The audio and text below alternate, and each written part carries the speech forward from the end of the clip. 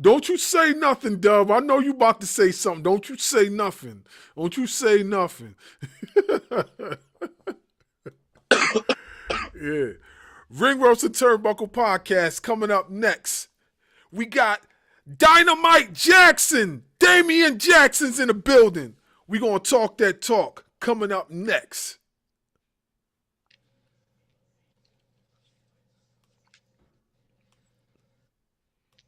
Your mindset heading into Sunday. We didn't come here to play games. We are the champions. Yeah. And nobody, nobody is taking these belts from us.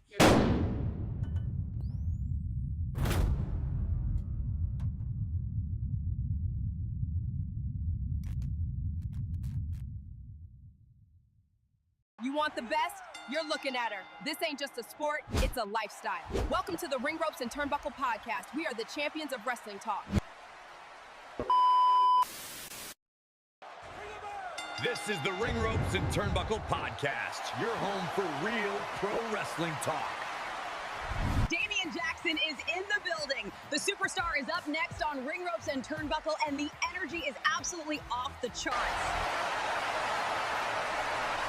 Now, here's your host for Ring Ropes and Turnbuckle podcast, the insightful Scott Bars, wrestling media in the dynamic salute, Darkwing Dub.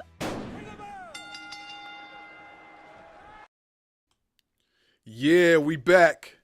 Make sure you like, share, subscribe to the channel. Hit the notification bell for more content. Sorry for the technical difficulties, you know. You know what I mean? It's been a long day. Hey, don't you say nothing. Don't you say nothing. Don't you say. Hey. Oh, I was about to get you, bro. I know you was. Special guest Damien Jackson is in the building. Let's give a round of applause. Yeah. How do we start off? So First off, I want to know. Hold on. I want to know about these nicknames. These nicknames: panty dropper, showstopper, troublemaker, risk taker. Come on. Dive into that a little bit for us. I will say, self-proclaimed. Every single one of them is true. Every single last one of them is true. Simple as that. Now, it sounds like you a bit of a player. You got. I will admit, go ahead. those days are behind me. But everything else in there. It's all good, bro. It's all good. I had to ask that one first. I had to get that one out of the way because the other day I was looking and I'm like, all right. I'm gonna lead off with that one.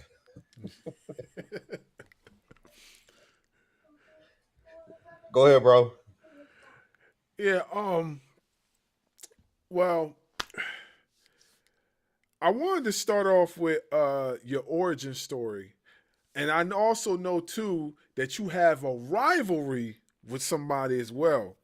So I want to lead off with this origin story into the rivalry. So I want to know, what brought you to professional wrestling? Okay. For starters, I've been into wrestling my entire life. My dad, as soon as I was born, in fact, I'll tell you this. Before I was born, I want to say it was 2000. I was born in 2001.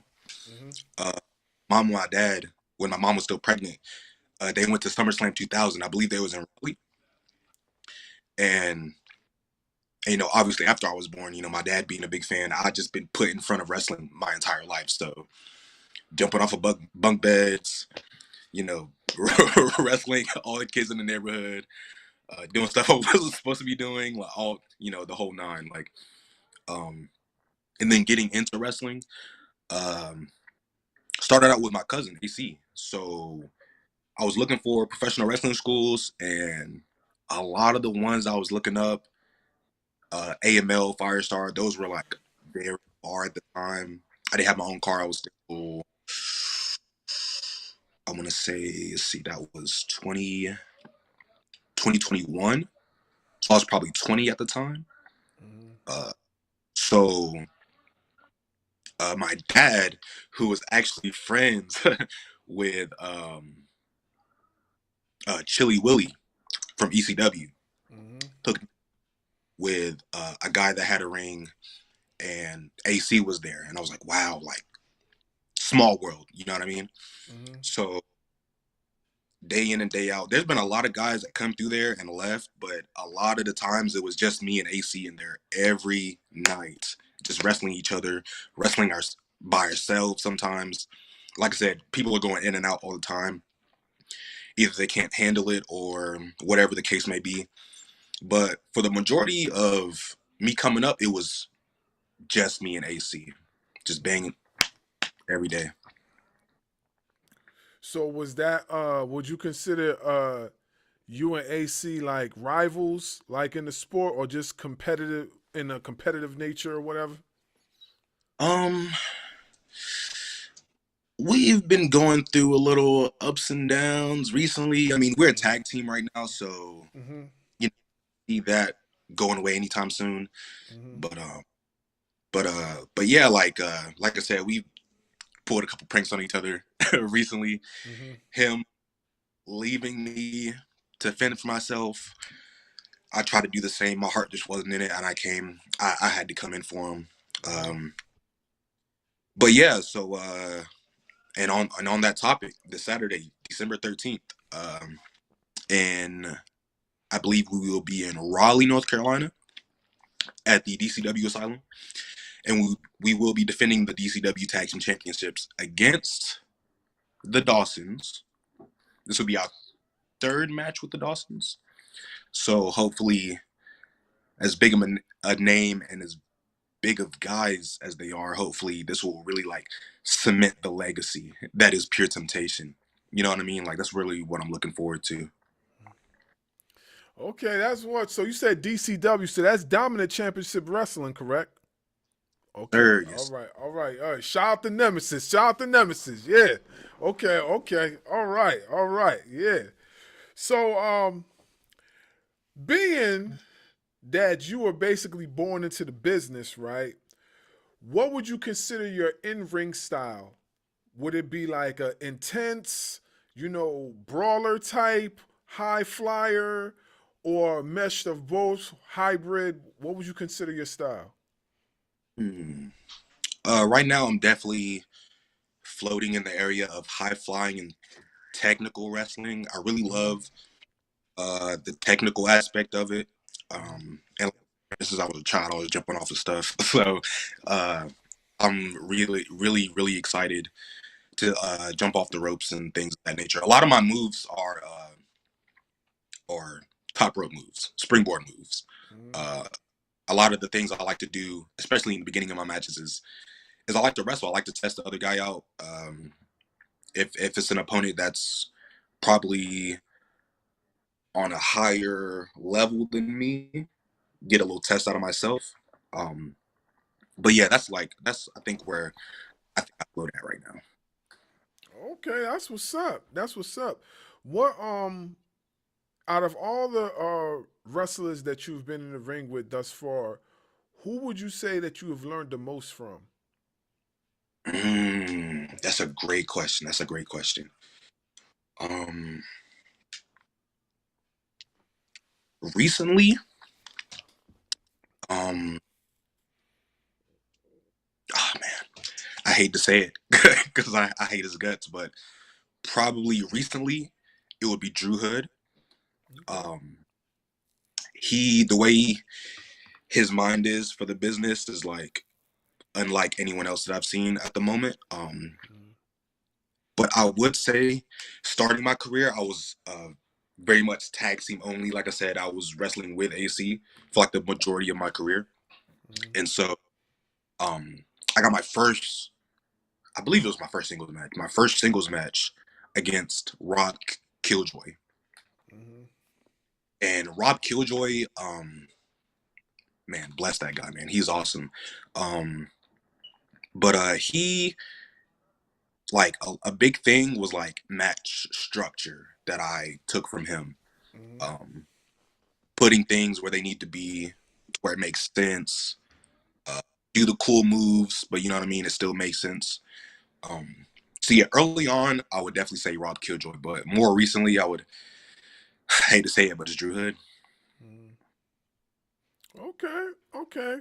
So you have reinvented yourself multiple times. Which version of yourself would you say is the closest to the real you? Definitely where I'm at now. I think I still have excuse me. I think I still have evolving to do. Mm-hmm. Um, I at least like to try to learn something new every day in this business, but like I said, I still think I have some evolving to do. So, but right now, I think I'm definitely the most comfortable as myself. Definitely, definitely. Okay, okay. I'm gonna pass it off to Dub. Go ahead, bro. So we know that a lot of professional wrestlers come from an athletic background. Before you became a wrestler, what kind of athletic background did you have? I in high school, I played football for a very small stint. I got tackled really bad and had like a stinger in my neck, so that got cut really short. I played basketball, rec league basketball for a little bit. I think that was also in high school. Uh, mm, I want to say that's it. I think I just played football and basketball. I really wish that I did wrestling in high school, but I'm be honest, that young, I was not into getting into the singlets. That was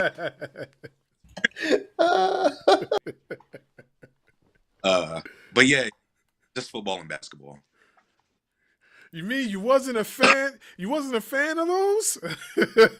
Yeah, Trust me. 5 years later, I'm half naked again. So Trust me.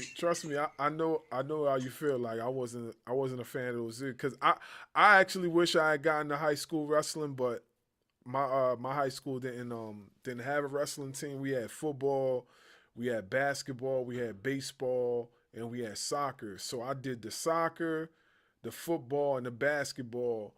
But wrestling, I didn't even like really see a hint of it until I got into college, and even that was short lived because they didn't even last long for the wrestling team in college. So yeah, that's how I was mm, over there. But yeah, I find it weird because like you expect like especially the high schools of the day to have a wrestling team, and like back then where I was coming up, a lot of them didn't. I was just surprised. I was surprised, mm. but yeah. Go ahead, bro. My bad. I just was thinking about No, that. no, you good because I was just thinking about what you were saying. Like, there's even some colleges, some big time colleges, that don't have a wrestling team. Hmm. Wrestling is not as big in the states as it is like places like Russia and places like that because that's like their sport outside of football slash soccer, whatever you want to call it, wherever you're from is Hmm. whatever. But speaking on that, um, what what weight class would you have been in as a wrestler in high school? Hmm. um, so I was in football. I got really big into um weightlifting because when we weren't on the field, we were in the weight room. Uh, and that was really really cool. Like, I wish I could have that back. Like, just all my boys just in the gym. You know what I mean? But but yeah, I don't know because I put on like a lot of muscle. I put on a lot of muscle. I don't know where I would have been. I would say now I'm at like 180, so maybe probably would have been at least 150, 160 maybe in high school. So I think yeah, I'll probably be floating around there. I don't know So what with it's, but with saying all that, when you finally got to wrestling school, you're like, this is what I want to do. mm, How was it taking your first bump? And how I ask everybody this, how was it taking your first bump? And how was it the first time running the ropes? I'm so glad you asked that. Taking my first bump, I loved it. I absolutely loved it. I know everybody probably has a way different answer than that, but it's almost like something you're born to do. You know what I mean? Like that's how I always felt about wrestling. So taking that first bump was like, oh, okay, I can still do this. Granted, I did feel it. That was a Sunday when I did like my tryout. So like I did start feeling it Tuesday, which that kind of sucked. But but yeah, the first bump was did not mind it at all. Um, and then running the ropes, I will say it was very difficult because there was stuff that I had to unlearn and stuff that I had to learn. Uh, especially with like footwork, because footwork is very important. uh if you trip up, you're done. You know what I mean? You fall and slip up, you're cooked. You know what I mean? Like you can't do that in the middle of the ring. So like the footwork is very important. So I think that's probably the greatest challenge that I had with running the ropes, at least. So what would you say to a 43-year-old guy who still wants to get in there and run the ropes and take bumps? What would I say to him? This guy.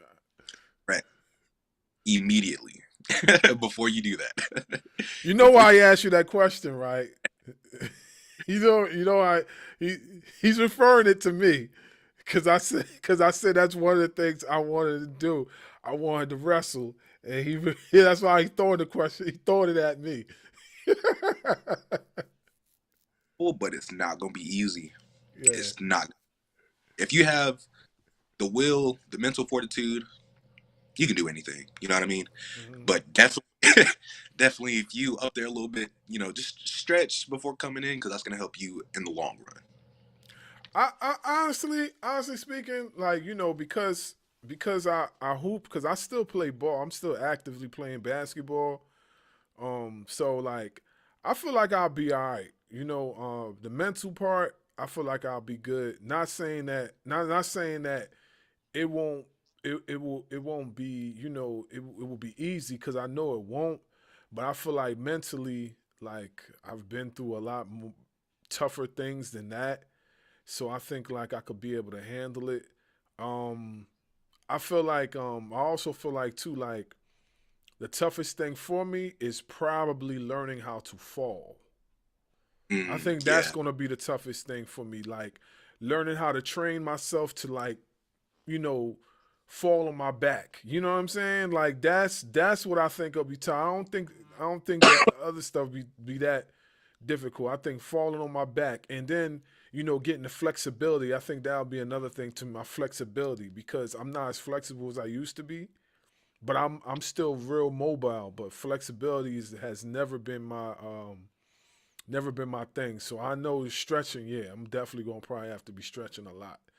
You know what I mean? I know Maybe for tall guys, it's really hard mhm, because you're a lot further from the ground. How tall are 6'3". you? You're tall, but you're not too tall. I don't think it'd be very difficult for you. It's not natural. I will say that. Like you're not Mm-hmm. supposed to throw your body at the ground. You know what I mean? So like, Mm-hmm. it's definitely a mental block you got to get over before you can like, really become. Mm-hmm. Yeah. So let me ask you this then, since we saying that, right? What what got you over that mental block as far as your bumps and things like that? Mm. I was just thinking about this recently. I believe I just don't, and I really should, because I do a lot of crazy stuff, but I don't have any. Hold on. I think my cat's about to jump up here. Please don't. Please don't. No, please don't. Please don't. uh, I'm so sorry. Question, because this guy. No, I said what was your challenge as far as the bumps when we was talking about the bumps? What Oh, okay. how did you get over that mental block as far as taking bumps and things like that and training your body to be like to say, hey, this is what I need you to do. Do it. How many times did you have to go through that?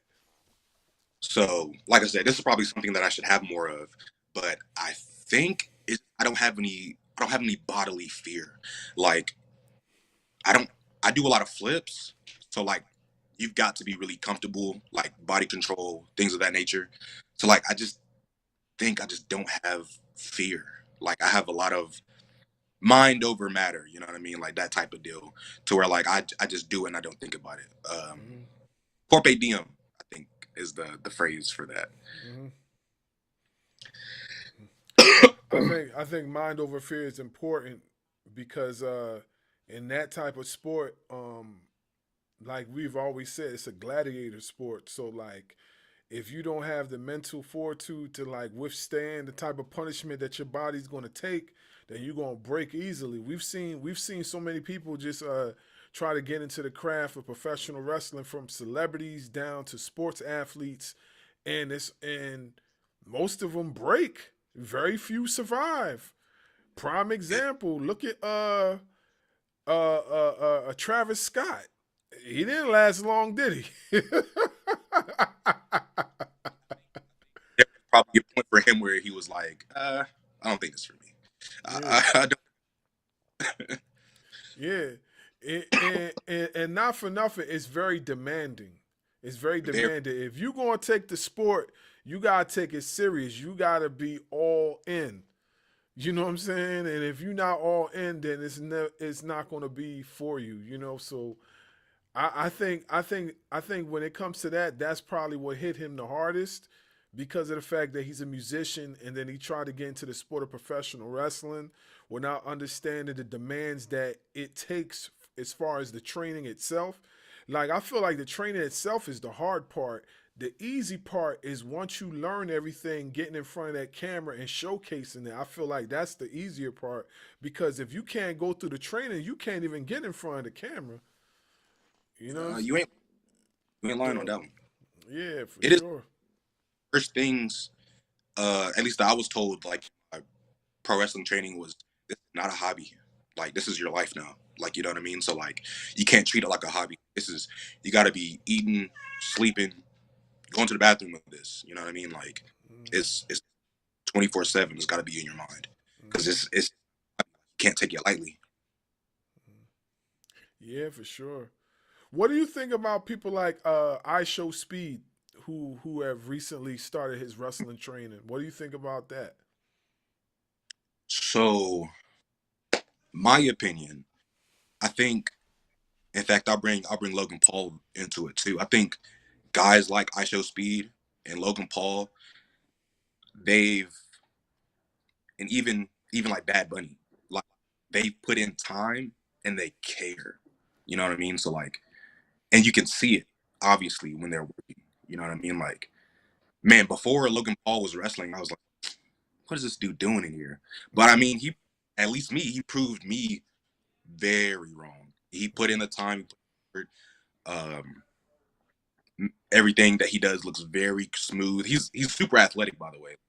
A lot Mm-hmm. of the stuff he's, half the guys on WWE roster probably not even doing. You know what I mean? So like, it's just like, to differentiate people like that to like, let's just say the Travis Scotts, you just gotta put in effort and time and love, the blood, sweat, and tears. You know what I mean? So Mm-hmm. like, if you don't put that in, it's gonna show, Mm-hmm. obviously. So I think that's just like, that's where I'm at with that. Mm-hmm. Yeah. I agree with you. You know, if you don't put the time in, eventually something's going to catch up with you and it's going to show.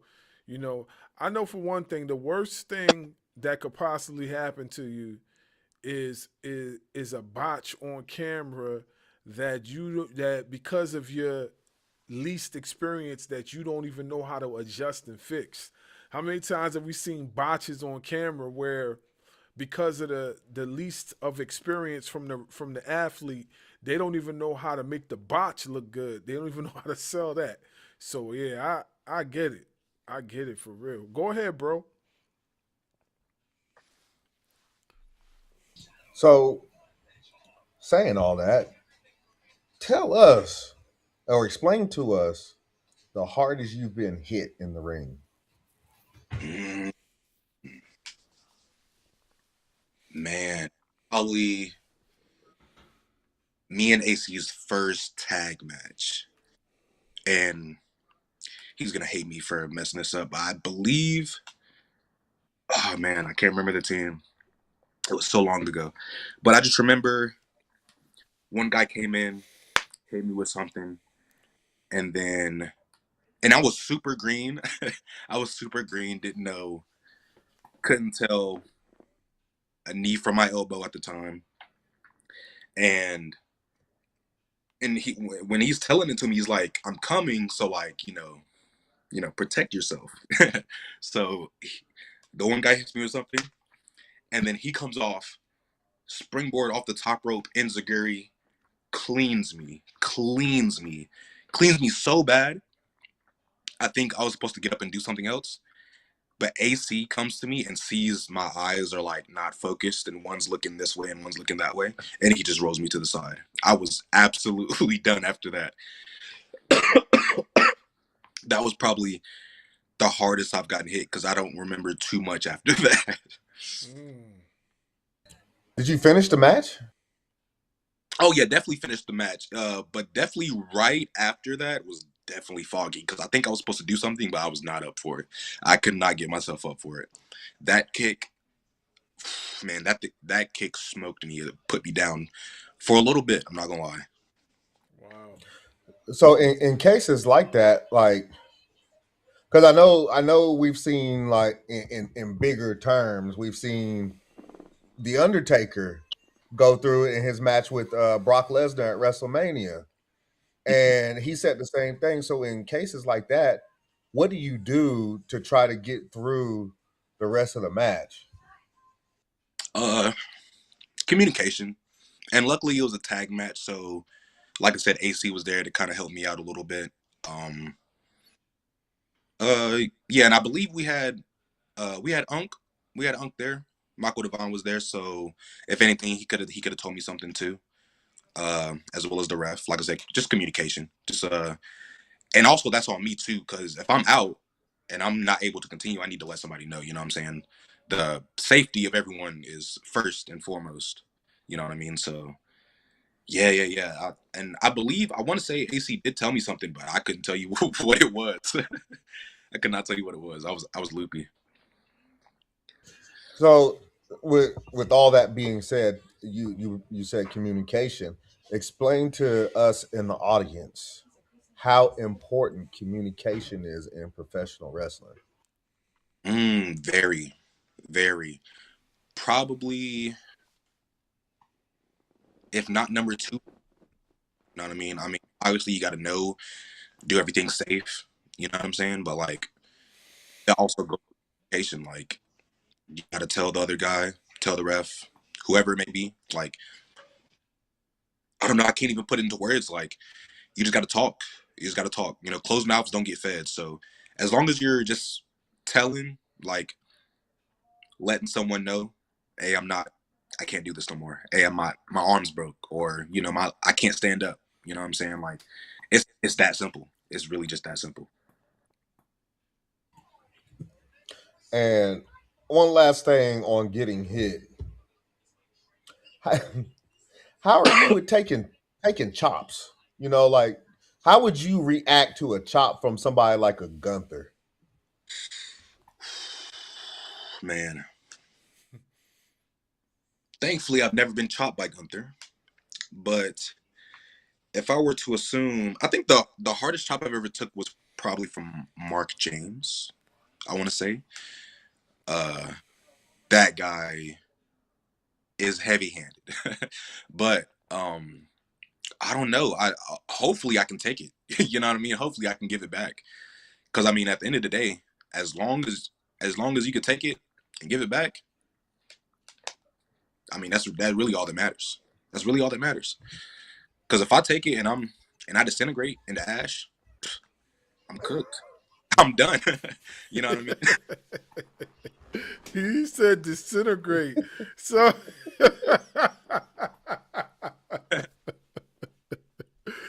oh man, that's rough. If you take a chop and you disintegrate, that's rough. I can just imagine it in my head right now, like like Thanos with the Infinity Gauntlet, just. Oh, oh, oh man, that's that way to go. Oh man, yeah, that is rough. That is rough. That sounds terrible. I'm sitting here thinking about like getting chopped and then watching somebody just fall apart. Yeah. Just imagine like so we know Saturday night's main event, John Cena's final match, and he's going against Gunther. Just to imagine if he can't do him like that. You can't do him like that. No. That's where I was going with it. That's exactly where I was going with it. Yeah, yeah, that chop is gonna hurt Xena for a few years. That chop is gonna hurt Xena for a few years. Like Gunther's gonna make him not want to come back. Is what's gonna happen. Yeah.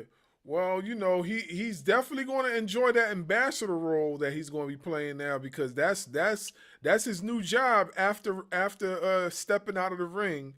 He's going to be a WWE ambassador. He just signed a 5-year deal. I don't know how much, I forgot, but he just signed a 5-year ambassador deal. So, yeah, that's a great way to audition for it.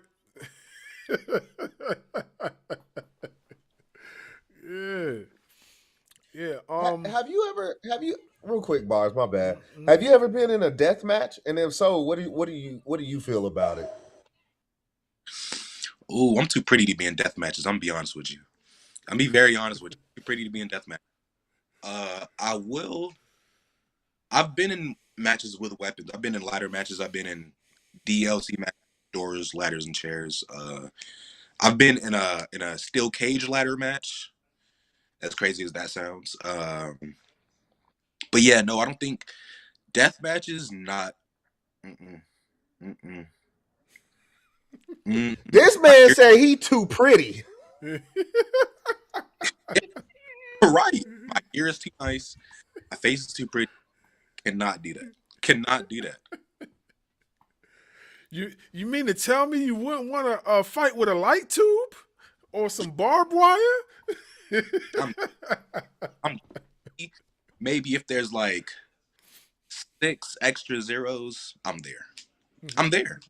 But like that's the only conditions though. That's the only conditions. Hey, I'm right with you, man. I'm not I like what, don't get me wrong. I like watching death matches for the entertainment purposes, but to ever participate in one, nah, I don't think I would want to do that. You know what I'm saying? Can I say something real quick about that? Go ahead. Death matches ain't for black folk.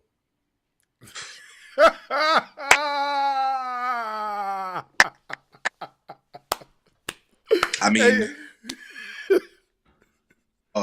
any black person, like seriously, because I don't know. Swerve participated in a death match with a Texas death match. Matter of fact, with Hangman. That's fair. Okay. But you're right though. It's not. I mean, other than maybe a couple other people. I mean, that's probably it. Mm-hmm. In fact, I will go on and say that Swerve participated in a bunch of them. That wasn't his first death match. Even before even before his days in AEW, he's participated in death matches.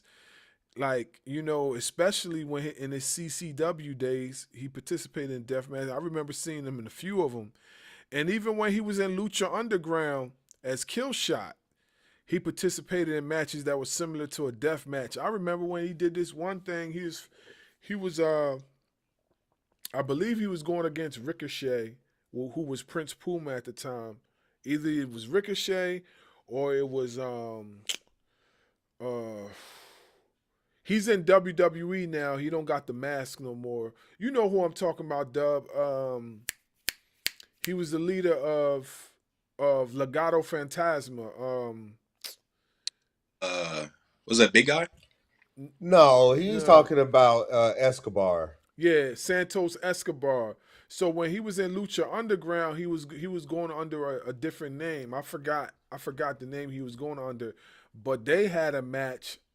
I believe it was him. They had a match, and that match was similar to a death match. I forgot what, but I know all I remember was he went through some glass, and then I remember he did the same thing with what's his face. He wrestles in AEW now too. He actually AR Fox. He did the same thing with AR Fox. So Right, you right.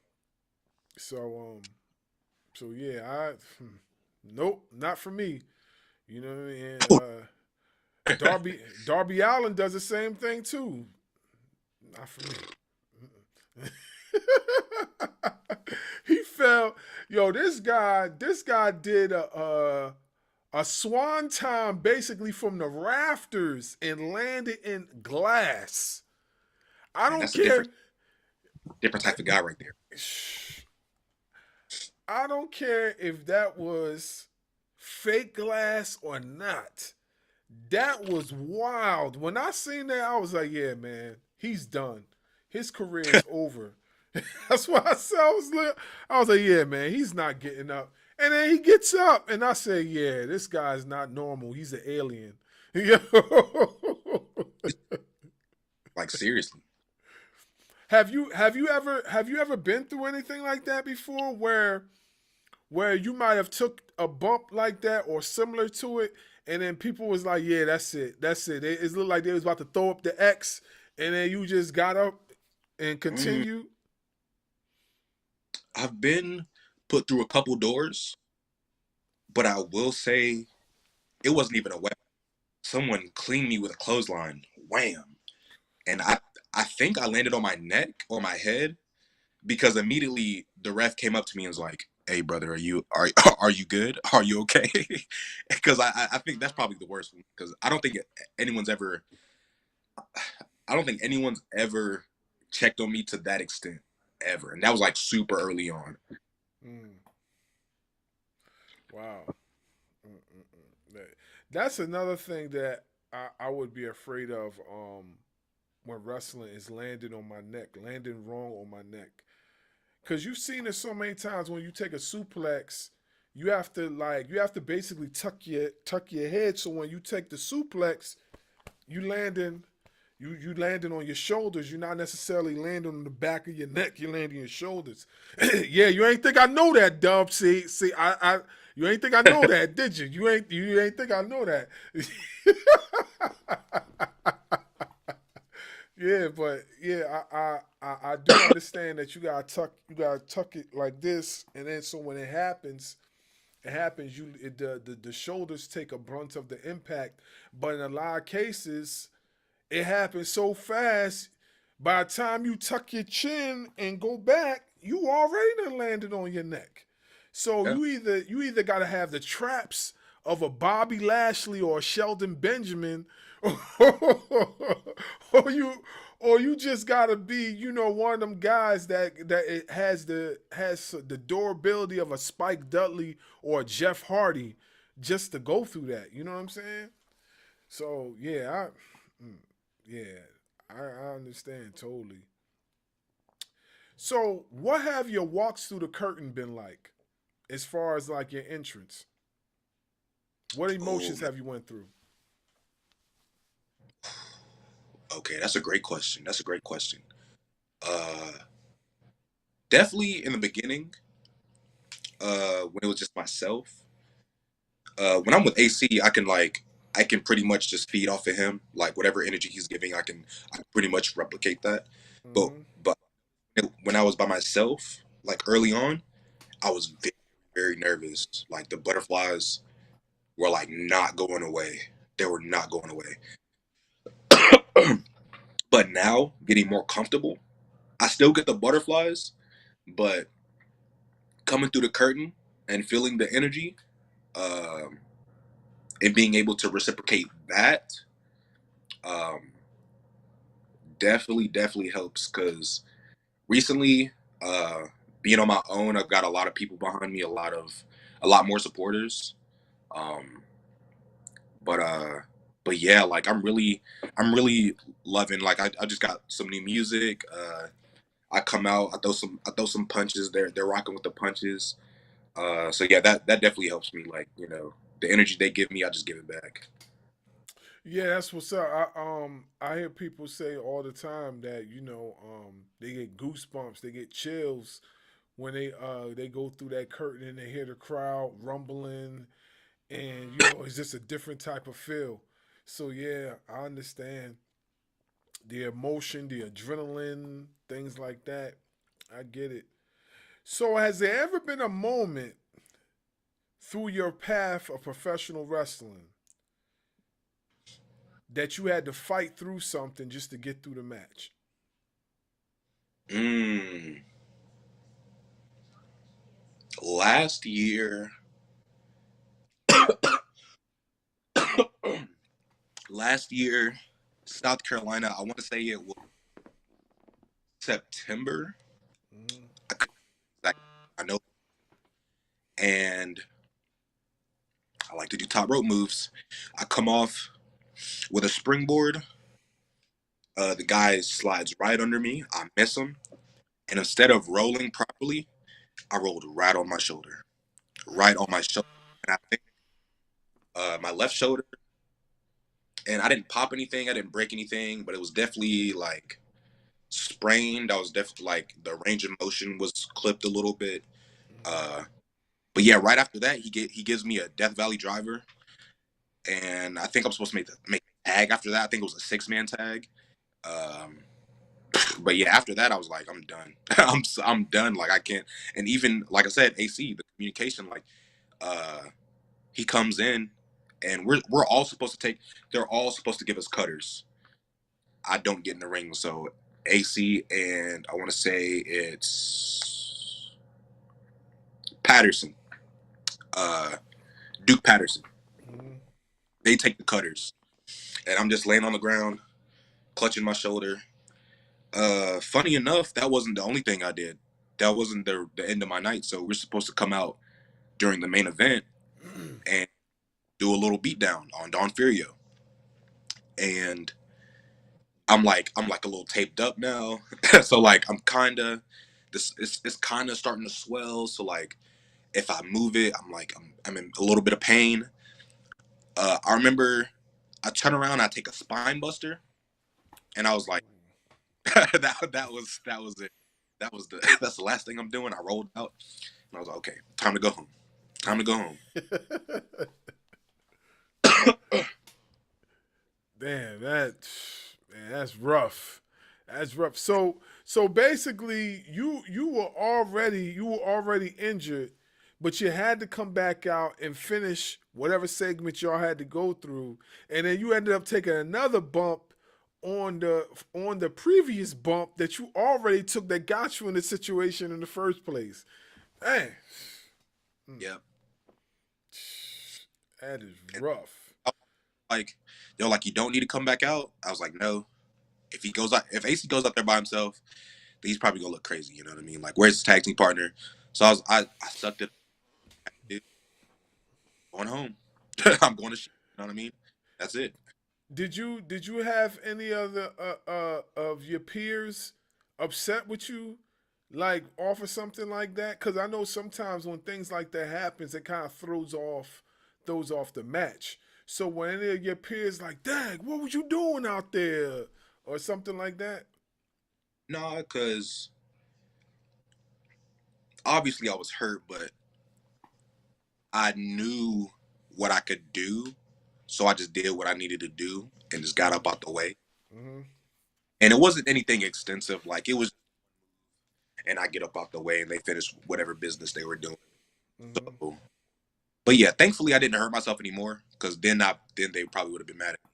But but yeah, actually, in fact, after um I train at now I train at Firestar Pro Wrestling. Mm-hmm. So when I get and I've got like this like shoulder brace and like uh I'm like taped up. I've got like the KT tape and everything. And they're like, yo, are you good? Like, you know, you need to get that checked out. So like there was a moment where like not that they were upset, but they were definitely worried. Mm-hmm. Yeah, injuries. Injuries, that's one thing I feel like you can't dodge in professional wrestling. It's injuries. It comes with the sport. So yeah, I get it. I get it. Um, what separates yourself from the wrestlers, from all the other wrestlers? What separates you from them? Like, what do you do different from them, in your opinion? Um oh, that's a great question. Okay. I I would have to say in a good way, I'm very unpredictable. Like at any time I could bust something out and no one sees it. You know what I mean? Mm-hmm. Especially aerial moves. Like I've tried a lot of things. Like my finisher is a shooting star press, but I also do like the 450. I might have tried the spiral tap a couple of times. Mm-hmm. I there was one time that I tried the red arrow. Uh, but yeah, I think like the unpredictability of the being on the top rope, I think is what differentiates me from a lot of the other guys that I'm with.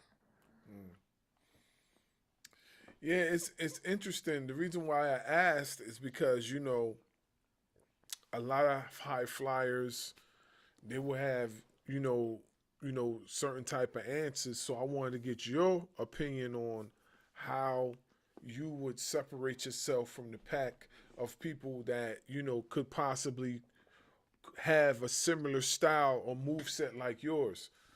So that's why I asked. Um, well, matter of fact, go ahead, Dub. Go ahead, Dub. I'll wait until you get. Excuse me. What would you say to any person that's still, because we have you guys when we have you on the show, you tell your story, you tell everything that you've been through in the wrestling ring, but then you still got them knuckleheads out there that believe that, you know what, I don't believe it, wrestling's fake. Wrestling's this, there's nothing real about wrestling. I personally like to show pictures of guys like Sheamus and Drew McIntyre after being popped in the chest a few times, or when when Sheamus gets hit in the back with a kendo stick, his back all welts up and starts bleeding and stuff like that. I show pictures of that. What do you tell people that tell you that, I don't care what you've gone through, wrestling's fake? Man, first off, I want to say I've taken that kendo stick only one time. Man, that's like that brought me back to my childhood getting whooped by my parents. I'm be honest with you. That thing hurts. That thing hurts for real. Uh, but no, I think even though it's a different style, I would show them like Japanese wrestling because like there's a whole lot of contact. There's a whole lot of contact. So like I think it would be very hard for a casual fan or even someone who's not familiar with wrestling to say that that's fake. So I think showing them some Japanese wrestling, like uh, old school, like Mitsuharu Misawa, or like even Stan Hansen. I love Stan Hansen. When he throws up, when he pulls up that elbow pad, that thing's coming. You know what I mean? So I would probably show them things like that and be like, well, has your opinion changed? Or, because to me that's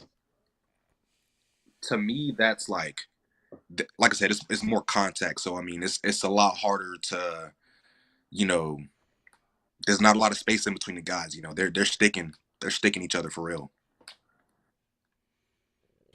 It's crazy that you brought up Japan because I was going to ask you what are your 5-year and 10-year goals, considering that you're still a young man in the sport. What are your 5 and 10-year goals? Um, Definitely a contract. To wear one of the big ones. I'll be honest.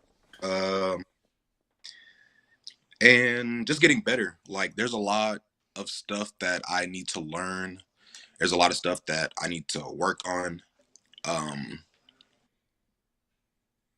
but yeah, I mean, like literally just getting better, and hopefully that showing in someone of hierarchy. You know what I mean? Like someone seeing that and be like, oh, okay, we can use this guy. Like he's probably someone useful that is going to bring us a lot of money, or he's very talented, and we can help. You know what I mean? So like I'm hoping I get better and someone calls me up. How would you feel about, because you brought him up, wrestling in Japan? Mm. You know what? I was I think I'm gonna include that in the 5 to 10 year plan, because that's one of my first off, I would love to go to Japan regardless, but going there to wrestle, like being in the dojos, like that would be a dream come true. Like as you can already tell, I love Japanese wrestling, so getting to be over there and experience that type of training, that kind of conditioning, that type of work, and obviously the sights and the food, you know what I mean? Um, yeah, that would be a dream come true, honestly. Like that's definitely like, especially in my list of places that like I'd want to go, that's top one. That's top one. I would encourage you to, if you haven't already, to go back in our archives and listen to our I'll be Odyssey right back. Jones interview. I'll be right back. Listen to our Odyssey Jones interview because he gets into depth on his time in Japan and how him, when once he got released from the WWE for the allegations, Hmm. him going to Japan was probably the single most important move that he made in his life. Okay. So I would definitely encourage everybody. If you haven't listened to our Odyssey Jones interview, it was, first off, it was fun. Dude is just like chill and laid back. But in your case, to listen to his story about being in Japan, because he's wrestling, I believe, in All Japan Pro Wrestling over there. Okay. So I would definitely encourage that. I mean, that also help our numbers too. You know what I'm saying? Oh, got you. So, do you watch all wrestling promotions, or is there some you like more than others? Mm, I'm not watching entire shows. I'm be honest with you. I've even kind of, just because I'm so busy, I don't even get to watch like Raw, SmackDown, and like AEW, those type of things. Like, uh, but I do have my ear very close to the streets for the independent wrestling. Mm-hmm. So, in fact, a lot of places that I haven't wrestled for, but that I love to wrestle for. Um, but yeah, I love all types of wrestling. Um, I'm a really big fan of Japanese, obviously, Joshi wrestling. Um, I'm just now, well, not just now, but like I've gotten really into like the European scene. I think a lot of those guys are great. Um, Mexico is cool. I think nothing's promised, but there might be an opportunity for a Mexico trip. But I'm gonna just leave that in the air for now. Um, but yeah, like I love all types of wrestling. I love all wrestling. So, what are your thoughts on the British strong style? Um, I think they've got. It's obviously it's a different style, but I think it comes back to like Japanese, to where like it's very snug. There's not a lot of space in between the guys, like, and they're very technical. Like wrestling, like pure wrestling, is very very prominent. Um, Zack Sabre Jr. is like my favorite example, because like he'll wrestle circles around the guy for like 8 minutes. You know what I mean? Put him in a pretzel, you can't do anything about it. So that type of stuff is like what I love to see. You know what I mean? Like, cause I'm that's half of my game, is the technical aspect. So like, if I see something, I'm definitely gonna try it out. I feel you. I feel you. So, what are your pros and cons of the WWE style, and then your pros and cons of the AEW style? Because I believe, and I'm sure there's a lot of people out there that may disagree with me, and that's perfectly fine. WWE style is a lot different than the AEW style. For sure. So, what are your pros and cons of both styles?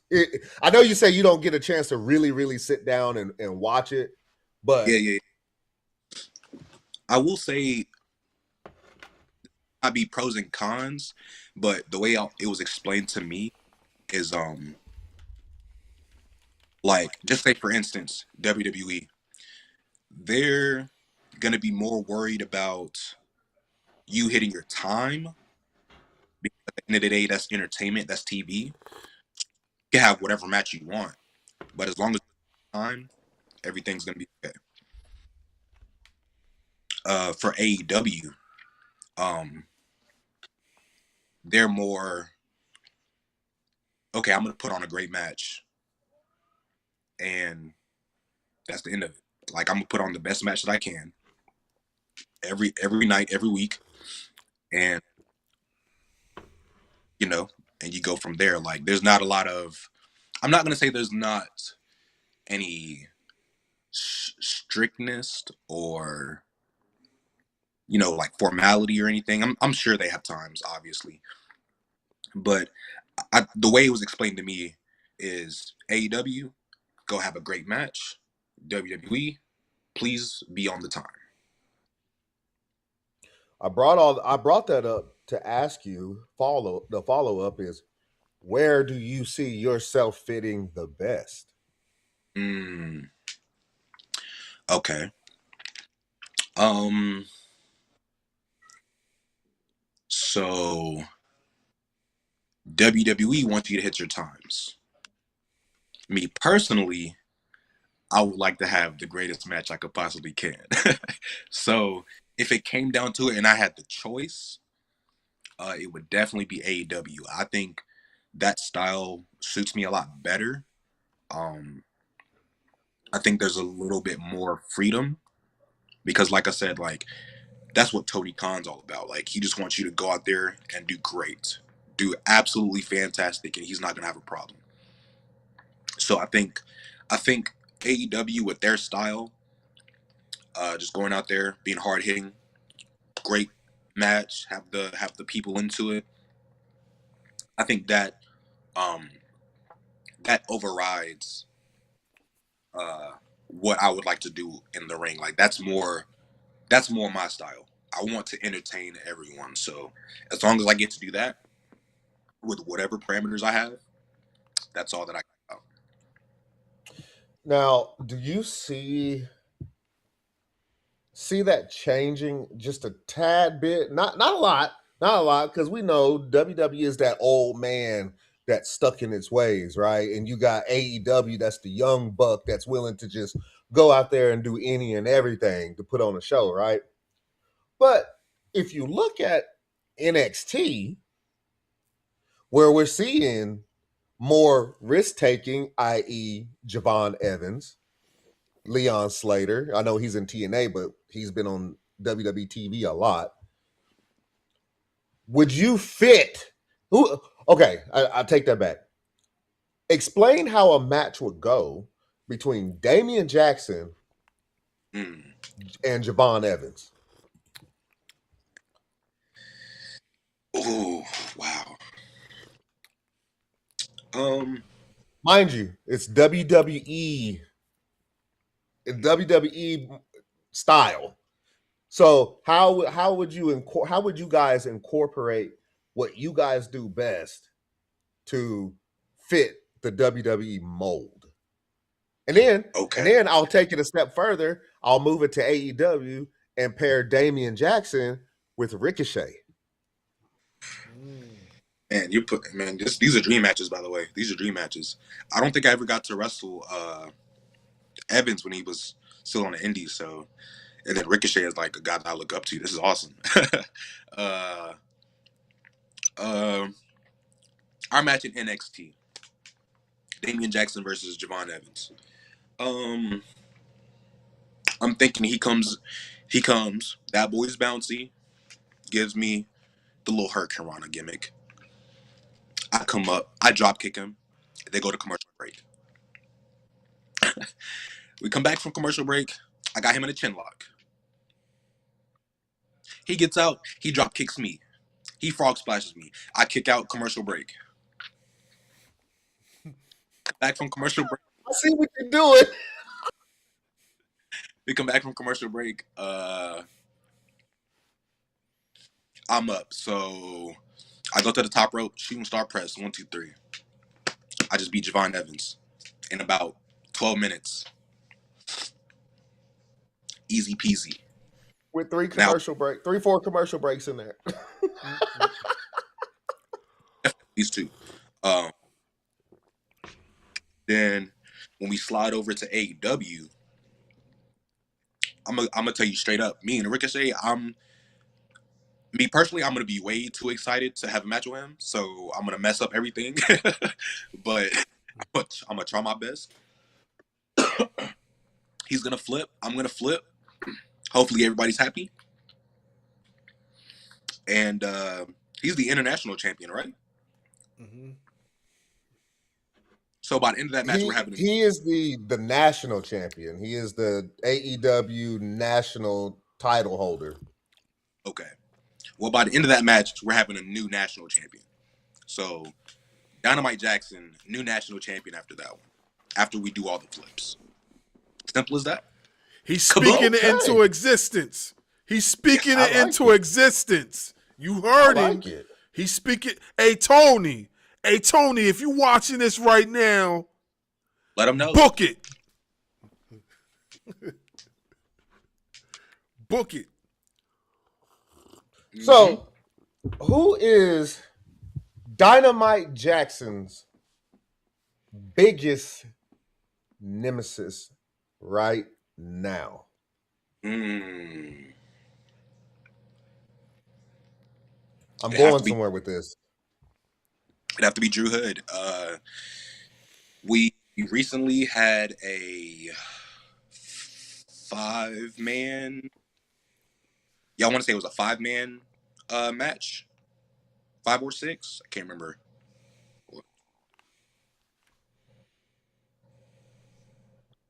Anyways, either 5 or 6. And already at this point, Drew Hood's been getting on my nerves. He's already attacked me with a chair a couple times. Stood on my neck, talked crazy in my face. And then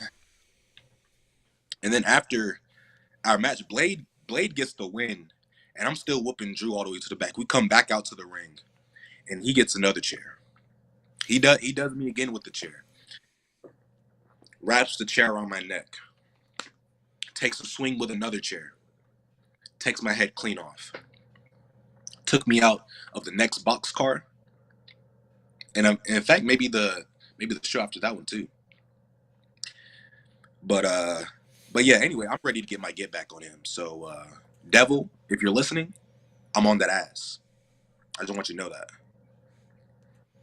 So, you've already kind of started it. My boy probably knows where I'm going with this because I like to stir the pot a little bit. He does. He gave you that face.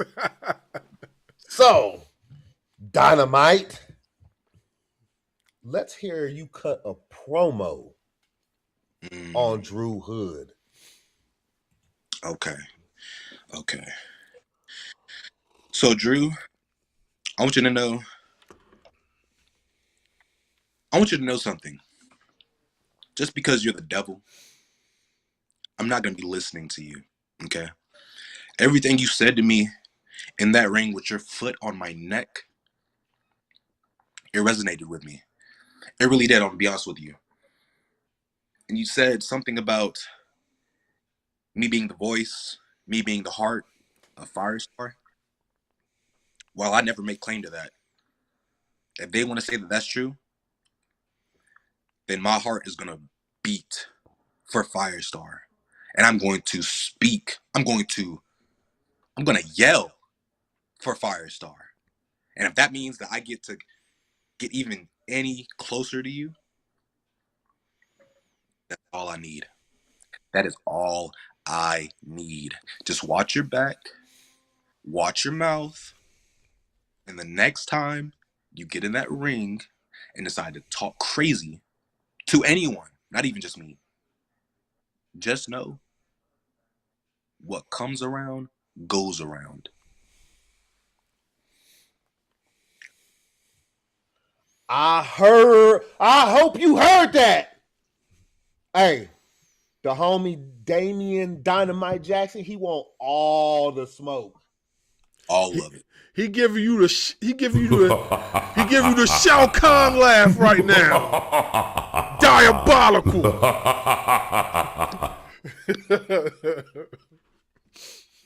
Yeah. Well, since you back from your coffee break, bro, I'll let you take it.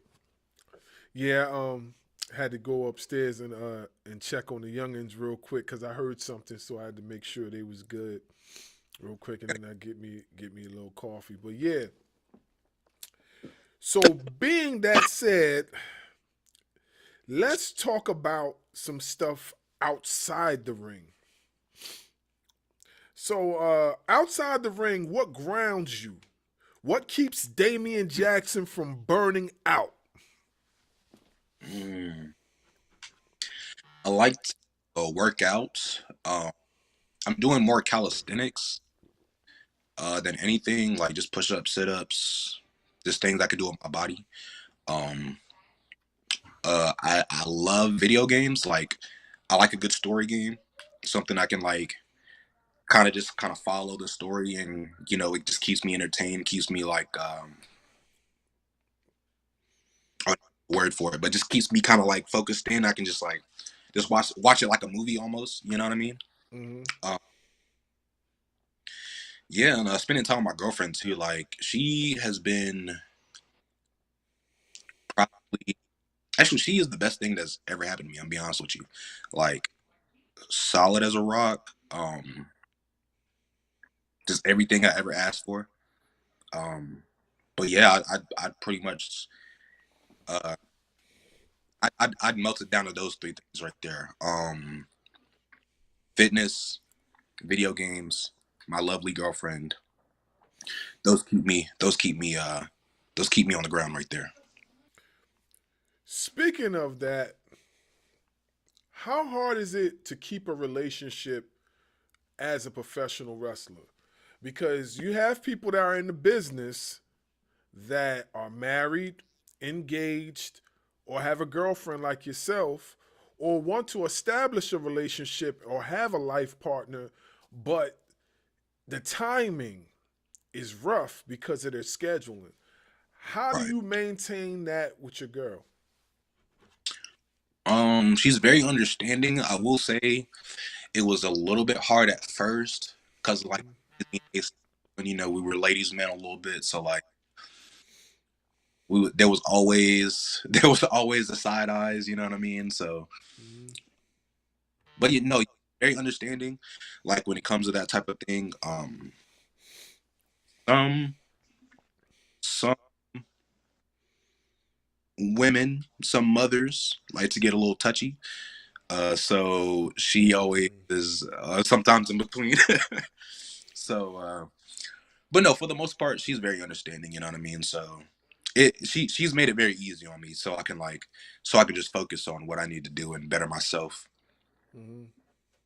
Yeah, because I've heard stories like sometimes it can be very hard, and not for nothing, if you don't have somebody that understands the business or is a part of the business or is just willing to let you do you, it's going to be kind of difficult.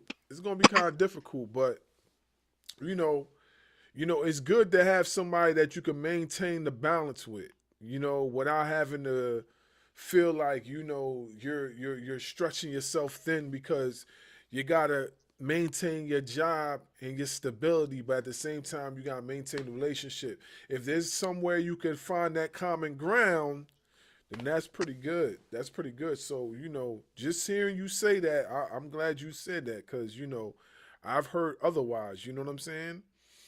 Um, is there a championship that means more to you than the rest?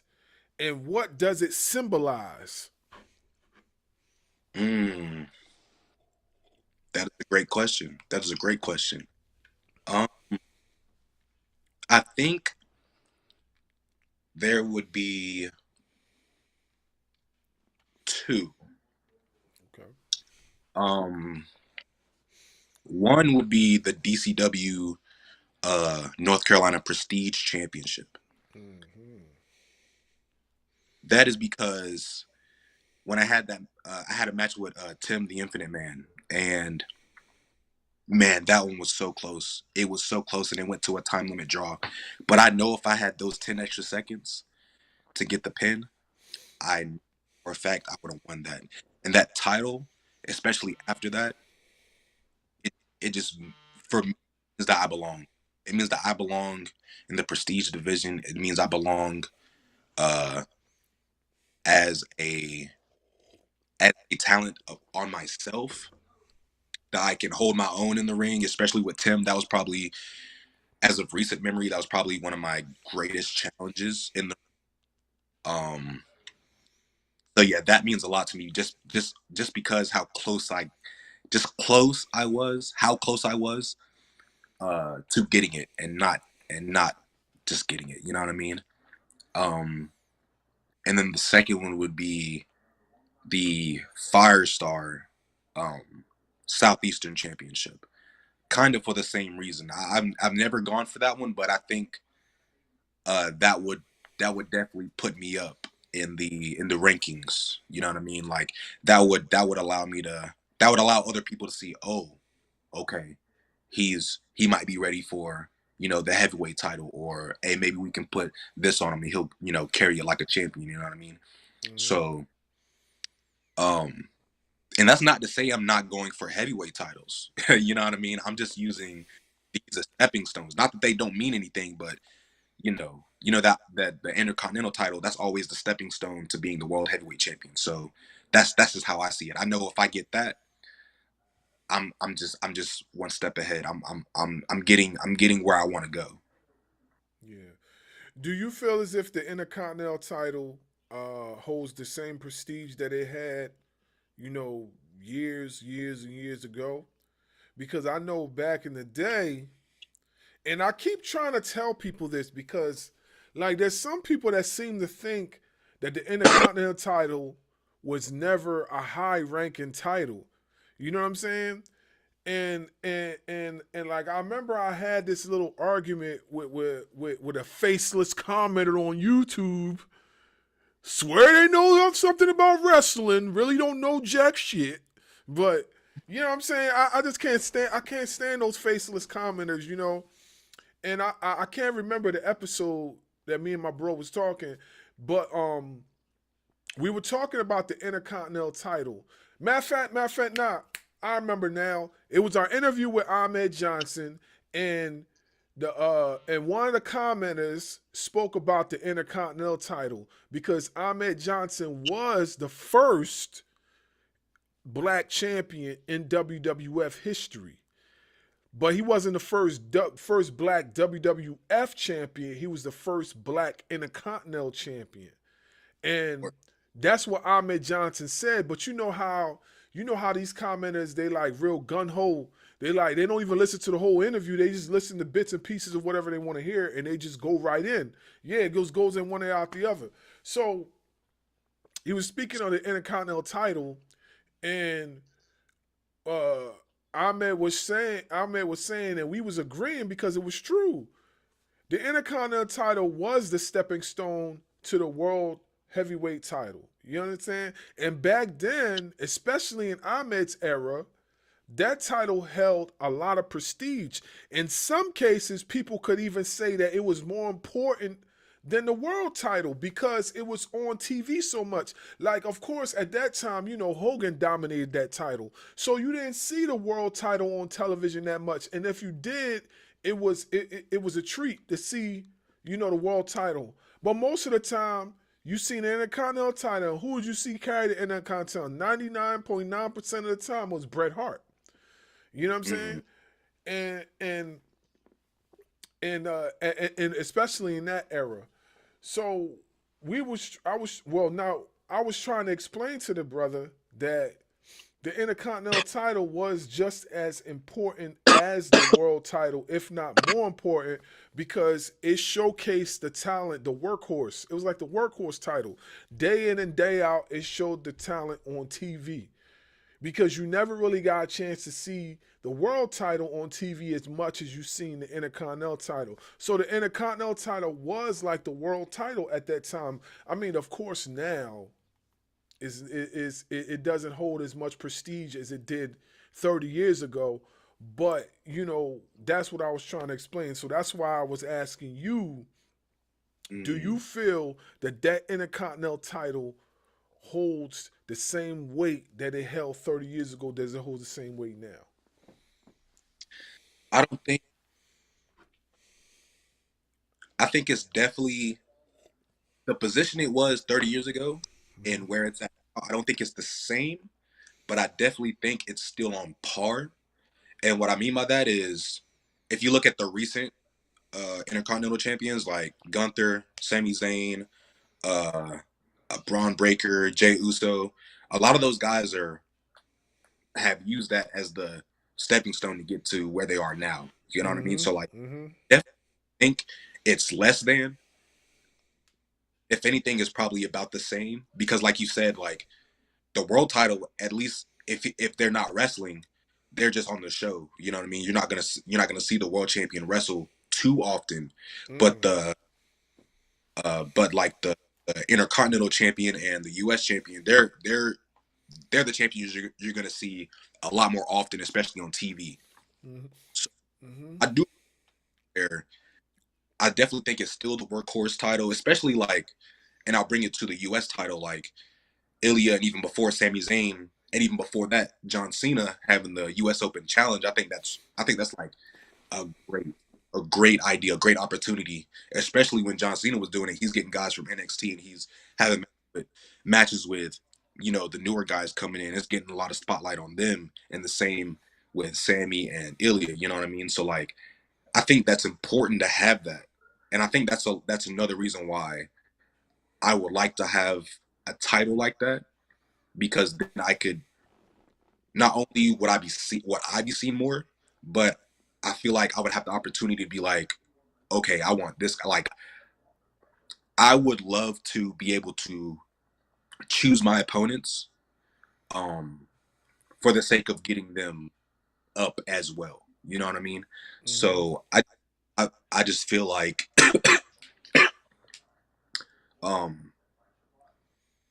not only putting myself up, but putting others up around me is very important, especially with titles like that.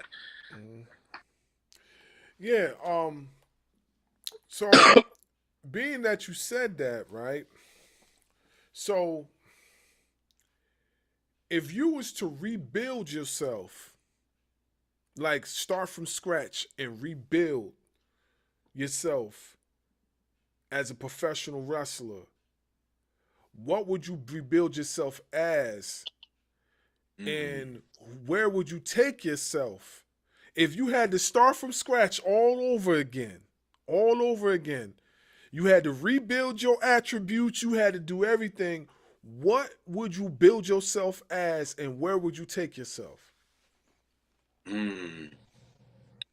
I get a lot of inspiration from Ricochet, AJ Styles, Will Ospreay, um, Paul London, uh, Yeah.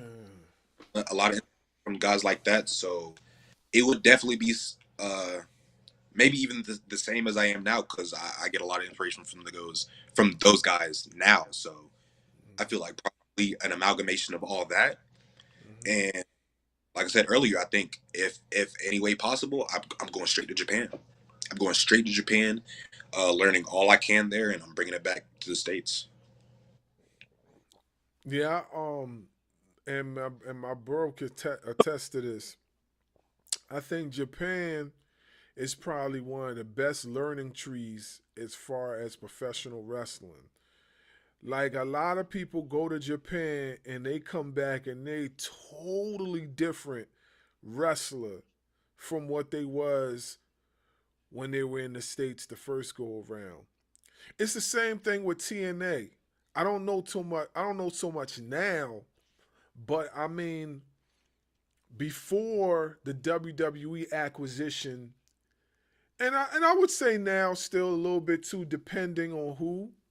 When you would go to when you would get released from WWE and you will go to TNA, you'll come back to WWE a completely different wrestler. And a lot of times I don't know what it is about TNA as far as like their wrestling because like people like Naomi and a few others have went to TNA and they completely changed their whole repertoire. And when they came back to WWE, they're a completely different wrestler. So I kind of put them in the same bracket as whatever they're doing over there on under their learning tree. They're coming back. The wrestlers are coming back completely changed as far as their arsenal, as far as their everything. They're coming back completely changed. So I've always liked how New Japan does what they do. Not just New Japan, the promotion in general. There's other promotions in Japan too that are definitely fire. But considering New Japan is the biggest one out there, they're like the WWE to the Japan. But yeah, I always hear people say, Japan or even the UK. The UK. Do you see yourself going out to the UK? Definitely, if the opportunity arises, most definitely, most definitely. Um, and I think to your point, like guys coming over from TNA in Japan, I think that's like just being around different minds and like having different opponents. Mm-hmm. That's why I love wrestling different people because you not only excuse me, not only You good? you're gonna learn something new, but Mm-hmm. also you're in there and you have to almost adapt to their Mm-hmm. style. They're not gonna be moving the same way as a Dolph Ziggler is gonna be moving, or a Tommy Dreamer is gonna be moving. You know what I mean? Like so, like there's different type of styles that's like that's spread across these different promotions. So I think that's a big part of people coming back different, even better. You know what I mean? Yeah, whatever they're doing with their athletes, it works. It works, because the guys that they have and they over there and they send them back, they always come back completely different. Completely different. Go ahead, Dub. Yeah, I've already when you left to go get your coffee, I did uh, tell him, well, not tell him, asked him to go check out the Odyssey Jones interview because he gets into being over in Japan. Um, so, how did you get in touch with Nemesis to be part of dominant championship wrestling? Mm. So at first it wasn't Nemesis.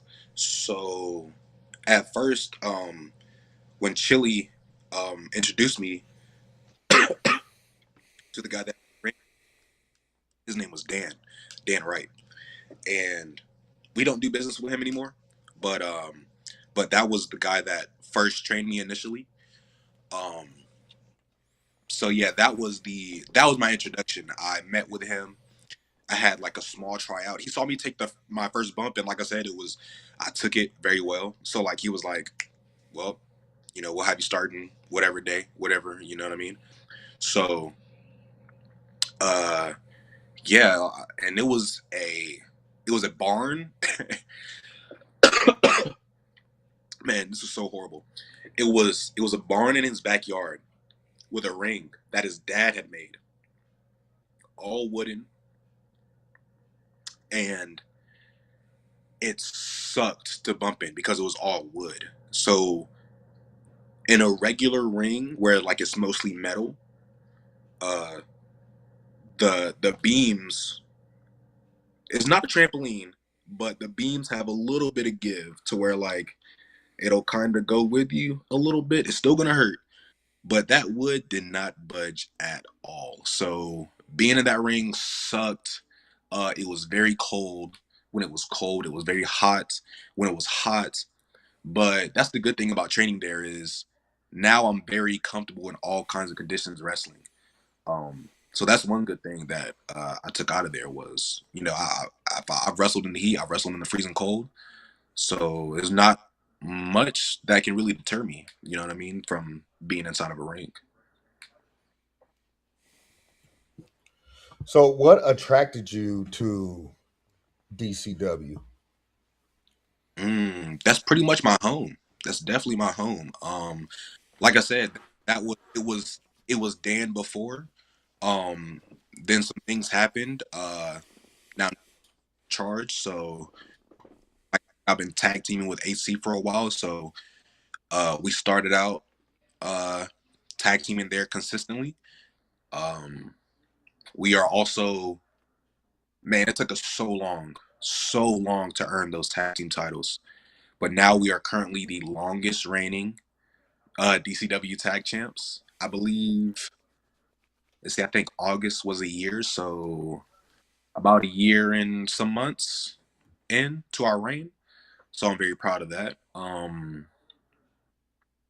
Yeah, I mean DCW's my home, like for that's pretty much it. Um, uh, Uncle Mike definitely helped a lot. He was the one training with us. Um, he showed us a lot. Like I said, it was pretty much me and AC every week.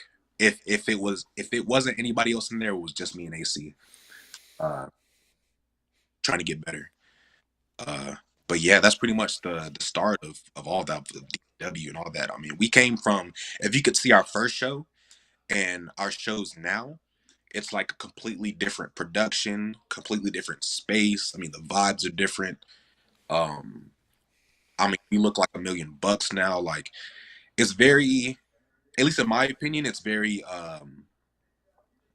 like it's very what's it called? Intimate. Like our spaces are very intimate, so we're really close with everyone, and that's what I really like about it because that goes back to you can't really call this fake because I mean now you're really seeing it. You know what I mean? You're really seeing the hits. So yeah, I love DCW, by the way. I love DCW.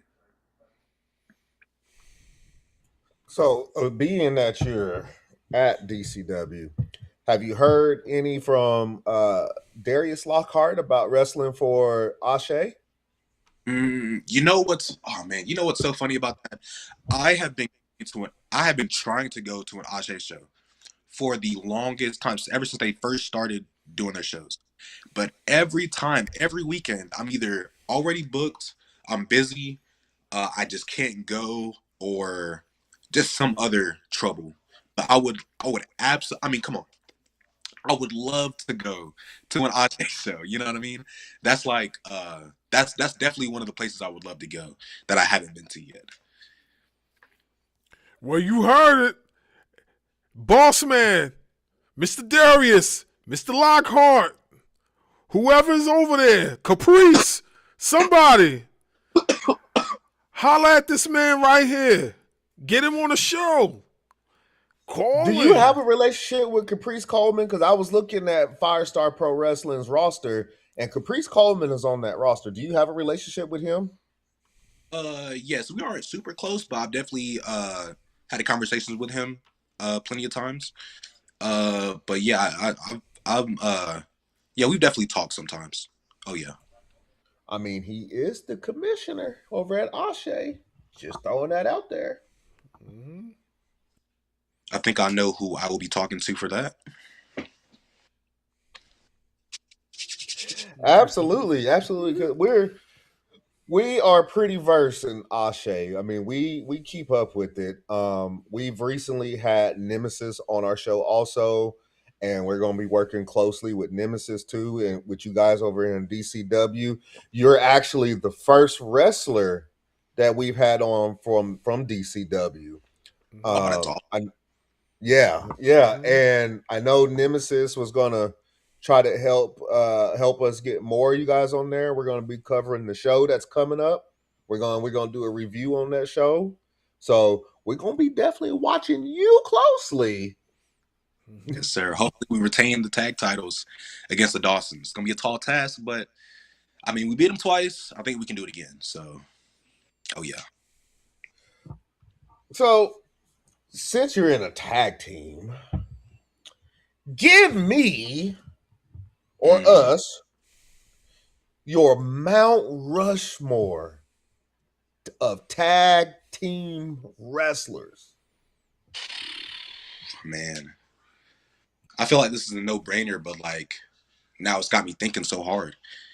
I think definitely number one. Not even number one. There's no order, but Rock and Roll Express, because first off, me and AC, we've met Ricky Morton, and he to every time we see him, he's like, "Why don't you steal our stuff? Why don't you steal our stuff? Just take her moves." So he's definitely a big fan of us. Um, so yeah, I'll definitely say Rock and Roll Express. He we've got a lot of inspiration from them actually. So Rock and Roll Express up there. I would have to say bringing it up a little bit. I would say the Hardys. They were especially Jeff. I love Matt too, but I think especially Jeff because he was a high flyer. Had a lot of inspiration on me. Definitely a big imprint on me. Um, let's see. Four Horsemen. Four Horsemen are. I mean, you can't go wrong with Arn Anderson. You know, Rick Tully. Uh, let's see. And I would have to go the last one.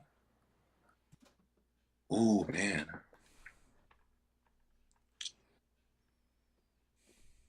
Maybe I think the Freebirds, because we also have had a lot of inspiration from the Freebirds. Um, so yeah. All the dancing, all the hip swivels, like we get. I mean, that's straight out of the P.S. Hayes textbook. You know what I mean? Uh, so yeah, I think that's my Mount Rushmore. Uh, Rock and Roll Express, the Hardys, Full Horsemen, and the Freebirds. And you know what I find so cool about that is the fact that you know your history at that.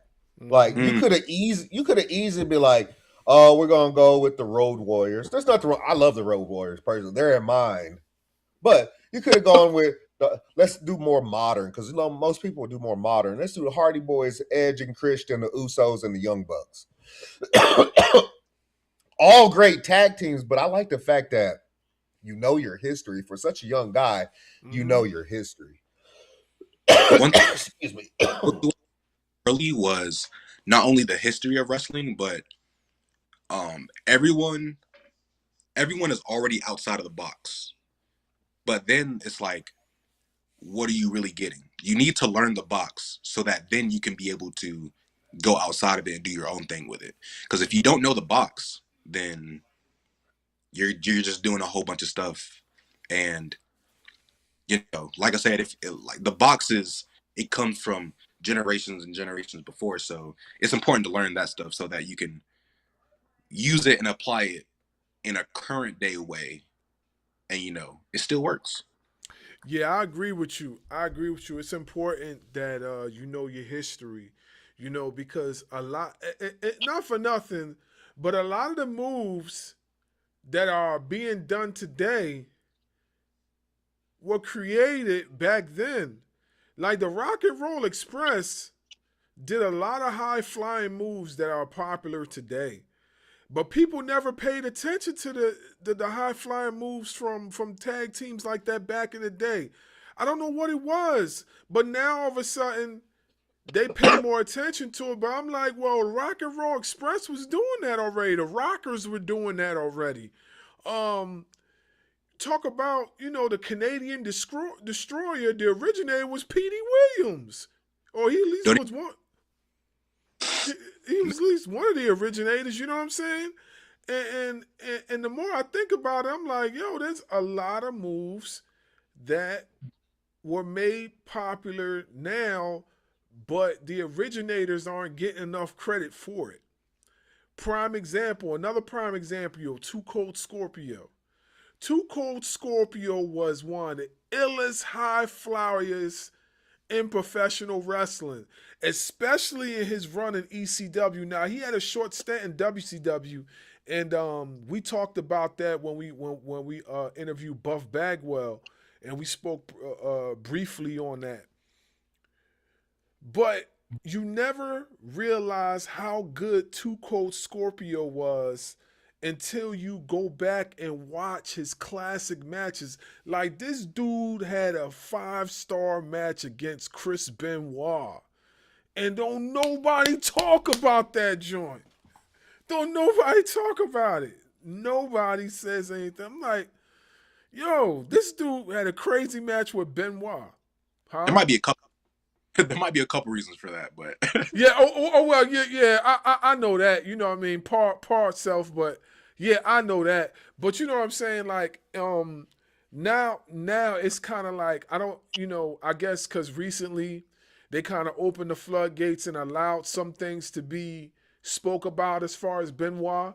But you know what I mean? It's a shame because he definitely had a dope match with Benoit. And if you go into his ECW run, a lot of those moves that he did were innovative. Like, nobody was doing those moves yet. And not for nothing, too, he wasn't like he was a small guy neither. Dude was like at least 225, 230 solid, and he was moving like a cruiserweight. You know what I'm saying? So, yeah. But yeah, it's just funny you spoke on that because it definitely was true. You know, let's see here. I got something for you. So, let's talk about legacy. When the fans talk about your legacy years from now, what do you want them to say?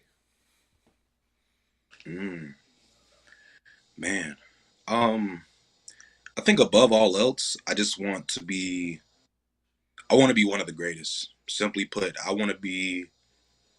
I'm already in the ring, training like at least twice a week, maybe 3 times, but I would love to be. Not that it's like a ego type of thing or like that's why I want to be left. I want to be left as the greatest. I want when my name leaves someone's mouth, I want that to be because I was a great professional wrestler, that I entertained people, that because I'll tell you now, my favorite wrestler was Eddie Guerrero. So you can imagine the impact that he had on me as a young kid. He was entertaining, like, you know, all the traits of him. Like, that's what I would love to, you know, I would love to live up to, or, you know, even be half as good at, you know what I mean? Because that's big shoes to fill, you know what I mean? But yeah, I say that to say I would love to be put in the category of just one of the best professional wrestlers, simply put. Yeah, not for nothing, you know, and I know you trying to be modest and humble and everything, but wrestling is a self-boosting sport. So if you feel like talking your ish, go ahead and talk your ish, bro.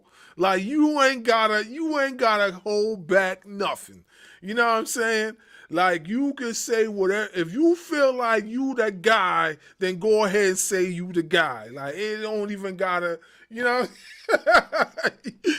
you ain't gotta, you ain't gotta, like, you know what I'm saying? Because I mean, we talking about a sport here where you cut promos, you get fans to either boo or cheer. You know what I'm saying? You're up in somebody's face 24/7 cutting a promo, and you telling them how great you are. So, you know what I mean? It is what it is. Like, talk your talk, man. Don't even. Can't do it. That a lot of my peers say great things about me, but I can't I can't do that to myself. I don't know what it is. I know I'm good. I really don't like to talk about it. They're like, I don't like talking about myself. I will talk about myself, but I don't. You know what I mean? Like, but I think there will come a day where I will be talking my ish, but it's just not now. There's a lot of things that I need to learn. There's a lot of things that I need to grow upon. Mm-hmm. That day comes, y'all call me back, talk my ish up here. Nah, I feel you. I feel you. I just, like, just, coming from a perspective of watching wrestling for so many years, I understand, like, wrestling is an alpha male sport. You know what I'm saying? And a lot of the alpha males talk they ish. So, that's what I'm saying. If you are alpha, so if you feel like you gotta talk your ish and let them know that, you know what I mean, by all means, you could go right ahead and talk your ish. You know what I'm saying? Can't nobody do what I do. Can't nobody be as dazzling as me. And nobody brings the kaboom like I do. And that's all I'm going to say about that. I'm going to leave it right there. Yeah. Yeah, talk your talk. Talk your talk. No, that's you. That's you. That's not me.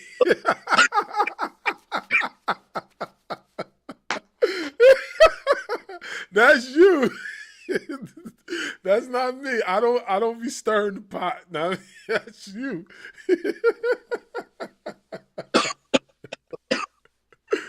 Nah. Nah, but all jokes aside though, it's good to see, the confidence and the bravado, you know what I'm saying? Because that, I feel like that is what showcases the wrestler the most, whether you're a heel or you're a face.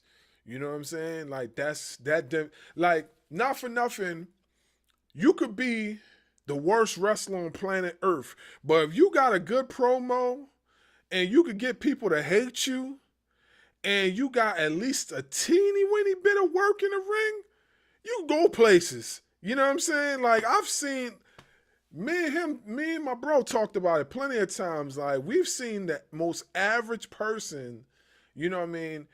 But they just got such a great talking point as far as promos, and it took them all the way to the title. You know what I'm saying? So, I believe that wholeheartedly. Like, I'll give you my personal opinion on who I think is one. Go ahead. He got promo for days. He can promo you to death, but I think he's just boring in the ring. But he is completely over with everybody. And his name is none other than L.A. Knight. Yeah. Oh, so he will promo you to death, but I think he's just average at best in the ring. That's my opinion, though. No, you know what it is. Since you say that, you know what it is, and I know you'll have your opinion too, Damien. But you know what I think it is about L.A. Knight is that when you get under the WWE umbrella, you know what I'm saying? There's a lot of things they cut out of your repertoire. And not for nothing, me and you spoke about this too.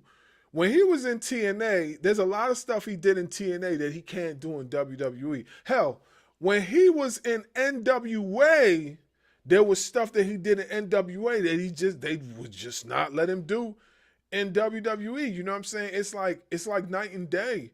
You know, so I can't really hold too much against him as far as like what he does in the ring, because to me personally, I think he's phenomenal in the ring. I just think that WWE just won't let the cuffs off and just let him be who he is. Like they allowed him to do but so much. I mean, look at what's going on with him right now. Like they're kind of like burying him actually.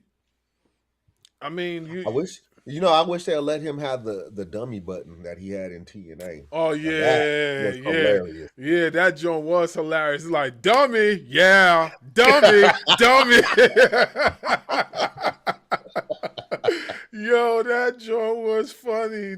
Every time somebody said something stupid, he'd be like, dummy, dummy, dummy. Yo, I remember he did it one time to I forgot who it was that he was on. I forgot the segment that he had. It was similar to what Chris Jericho had, and he was sitting there at the podium, and dude said something stupid. He was like, "Dummy, dummy," and they had a little laughing Eli Drake on the screen. That joint was hilarious. I was cracking up, man. But yeah, you know, I just feel like that's what that's kind of what they do, you know, over there. So you know, they're more they're more on, like we all know, they're more on the entertainment aspect as far as the wrestling. You know, they really don't even call themselves a wrestling company like that. Honestly, they call themselves more entertainment based. So, but yeah, I'm gonna go to my last question and I'm gonna pass it off to my bro. I don't know if I think I asked you that question already, but I'm gonna go to this one. What is the next mountain Damien Jackson wants to climb?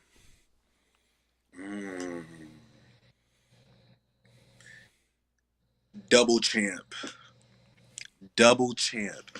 I have been tag team champion in West Virginia, APW.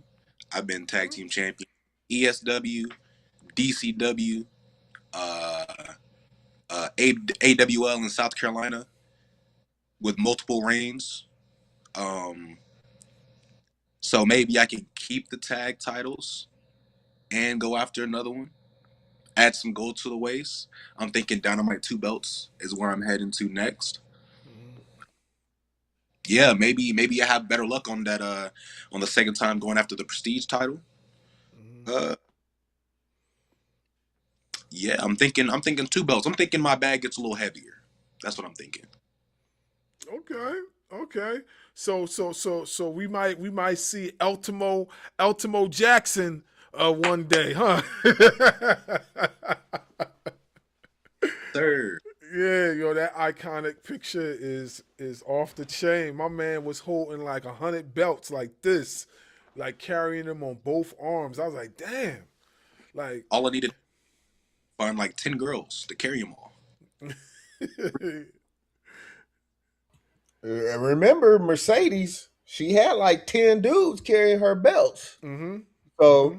you could just reverse it and have 10 girls carrying your belts. For sure. You see the downfall of Mercedes too, because she just lost one of her belts on final, what was it? It was Ring of Honor event. I forgot what it's called. Final, is it called? It's not called Final Resolution. I forgot what it's called, but she just lost one of her belts to I forgot old girl's name, but she just lost one of her belts. So it's already started. So just to let y'all know. Yeah. Go ahead, bro. Heel or babyface? I love being a heel, but I don't know. There's something about when the crowd is behind you, when they're saying kaboom, trying to get me up. When I do a big move and there's a big reaction, like there's nothing else that beats that. But I love talking my ish though. Like I love talking smack. Like uh, that's so fun. That's very fun. uh, but if I had to 3 seconds on the clock and I had to choose, I'm gonna go babyface. Babyface. Definitely.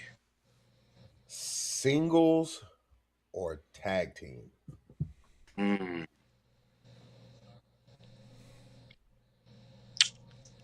Man, you put me in a tough spot right here because I've been teaming all my career, but now that I've been doing singles, I'm kind of like on getting into my own groove. You know what I mean? But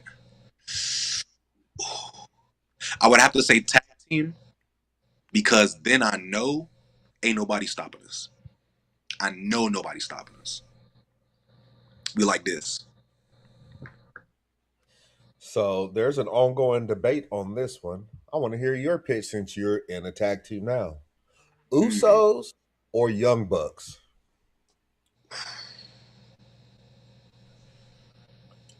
Man, that's a great question. I think now, me personally, I think Young Bucks have cooler moves. I have way cooler moves. Um, but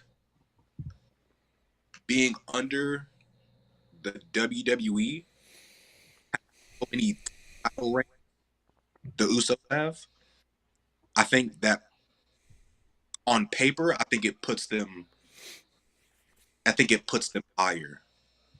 I think it definitely puts them higher uh, because of the consecutive work. Like you can argue the Young Bucks have been, they've been doing great in ROH. Excuse me, ROH, New Japan, uh, AEW even, but consecutive work, Jay and Jimmy for that matter. I think they definitely have it over the Young Bucks. Okay, okay, okay. You're a high flyer. Will Yes. Osprey Ricochet? Am I choosing? Who would you choose? I have an idea who I think you would choose, but I'm just getting into I'm in love with Will Ospreay's work right now. But I've always been a fan of Ricochet, man. Y'all tearing me apart right now. Man. I'm gonna hit you with another one here in a minute. Okay. I'm gonna go I'm gonna go Ricochet. I'm gonna go Ricochet. I had a feeling you was gonna say Ricochet because we talked about him earlier. All right. I got a couple more I'm gonna hit you with. All right. Eddie Guerrero, Rey Mysterio. That's an easy one. No disrespect to Ray, greatest luchador of all time, but my GOAT personally is Eddie Guerrero. Eddie Guerrero all day with the lowrider. Latino Heat. You know what I mean? That's my guy. Okay. Dom Mysterio or Rey Mysterio? I got to go to a live event. Uh, I want to say this was last year or 2 years ago, and they were in, I want to say Raleigh, and this was when all the heat. I'm talking about Judgment Day came into the ring. I think Rhea said something, Damien said something, maybe Finn said something, and Dom gets on the mic and like I couldn't even hear myself think, yo. Like that was, as a wrestler, any reaction is a good reaction, and that reaction he had, man. If we're talking legacy, I mean it's obviously Rey Mysterio, but Dom is on his game right now. I'm going Dom. I'm definitely going Dom. So you brought up a good point. There's been a lot of discussion, especially when he was really in the middle of getting all that heat. Yeah. You mentioned that you were at a live event and you got to witness this. Explain to us what that was like, because I say that because there's a lot of discourse online, especially during that time, that people were believing that the WWE Triple H was piping all that noise in, but you were actually there. Okay, so he gets the mic, they're already loud. He gets maybe 2 or 3 words off, they get louder. Like like I don't know anyone else. Maybe if I was alive in the '80s, maybe the Sheik, maybe like one of those guys, maybe got that kind of reaction. But my good, I've never heard any place like I felt it rumble. I felt the building rumble. I was on the floor too. We were on the floor. We were maybe like 8 rows back. We were behind where commentary would be, and I couldn't hear myself think. I tried to talk to a brother next to me. We couldn't even hear each other. Every time he tried to talk, it gets louder and louder and louder. I mean, like, you can't fake that type of heat. You can't fake that type of reaction. You could try, but I mean, that is organic in that what he was doing. Y'all heard it first. A wrestler at that, who was actually there to witness the booze that Dom was getting at that time was all real and organic. And you got to think this is a live show, so I mean, there's no way it's not on TV. So like, what do they need to pump in audio? You know what I mean? Like, there's no pyro stage. There's not even. There's probably not even any cameras in there, and they are not letting him talk at all. It was honestly, it was impressive. It was very impressive. So just imagine what it's like at TV, whether if it's Raw, SmackDown, or PLE. Just imagine. Man. All right. All right. All right. All right. All right. All right. Let's do this. Undertaker or Sting? Okay, I gotta put a disclaimer. I am not okay. So certain eras of Undertaker, I'm a fan of. When he comes back as Dead Man, maybe like 03, 04, around that era, I was not a big fan of anything past that other than his matches with Shawn. But Biker, Taker, you know what I mean? Even before that, in the 90s, big fan of that Taker. But all around, I'm going Sting. Surfer Sting is awesome. That dude looks like, and like when you go back, and I've been recently watching WCW from the start. So like I'm seeing Sting's rise, and it's amazing to see. I honestly wish that I got to see that in real time, because I feel like he probably would have been my favorite wrestler, because he didn't do much, but what he did worked. You know what I mean? Like, man, like they're even going into uh the Crow gimmick. Like, that's when he really turned it up. He didn't say anything for like what was like a year. He comes in, the he is the NWO's kryptonite. Like, that is like, as a fan at the time, like I imagine people were going crazy, jumping up out their seats. You know what I mean? Like, man, I think Sting, and even recently his AEW run, I think they handled that very, very well for the caliber of icon, if you will, for Sting. You know what I mean? Like, let him go out with the title on a win. I don't even think he lost very much, if at all. So I'm really happy with what they did with Sting at the end. But yeah, like, I'm going Sting all the way. Scorpion Death Drop, and the sharpshooter is not the sharpshooter. It is the the Scorpion Death Lock. It's interesting that you say that. So, real quick. What was it about that version of The Undertaker that you didn't like outside of the matches with Shawn? I felt like, and this is just me, like, his matches,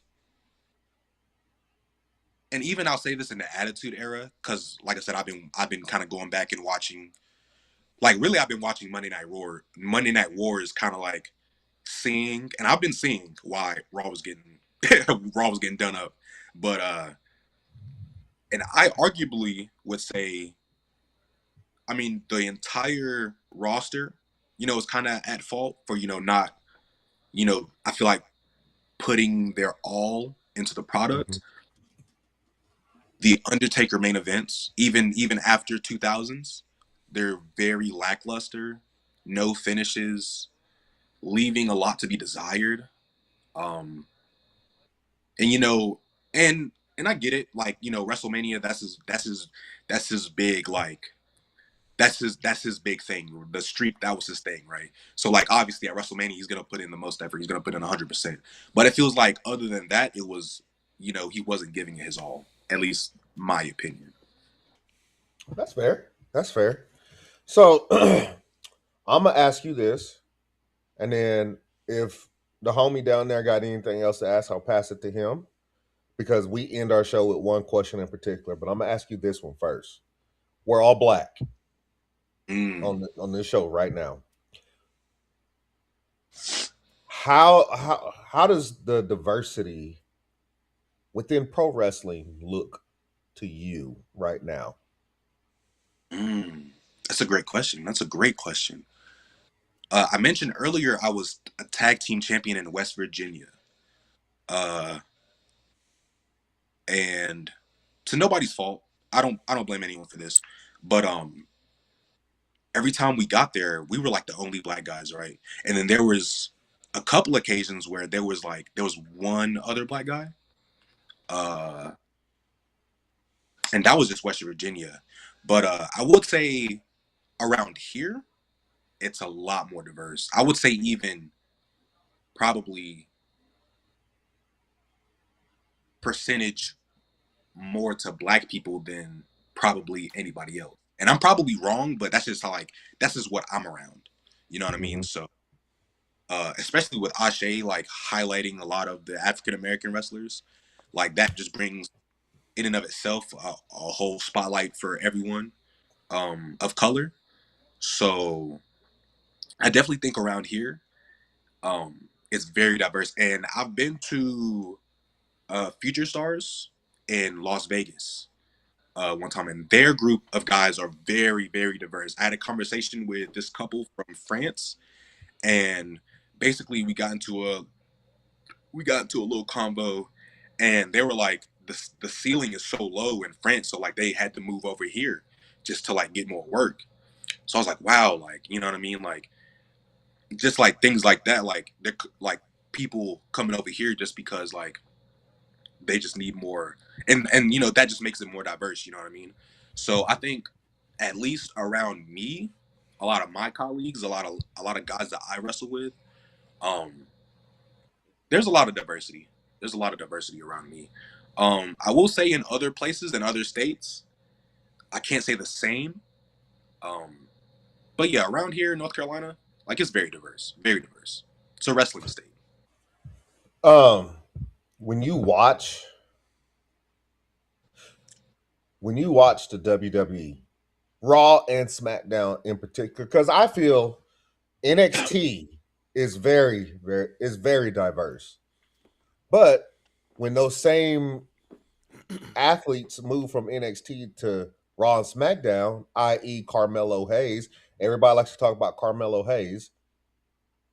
They get lost in the shuffle. Right. So, how would you, as a black wrestler, fix the diversity issue that is on Raw and SmackDown? That is a great question. I think, to kind of sidetrack a little bit, I think, and I could be wrong, I definitely think that coming up is maybe a learning curve. Like, maybe they want us to maybe tone it down a little bit. I could be wrong, but that's just like how I see it. But I You feel bring like up a good point. You bring up a good point. Sorry, not to cut you off. You bring up a good point because Javon Evans actually just said maybe about a month or so ago that they actually wanted him to tone it down because they didn't understand his style of lingo. and I was But just getting oh, I'm sorry, go ahead.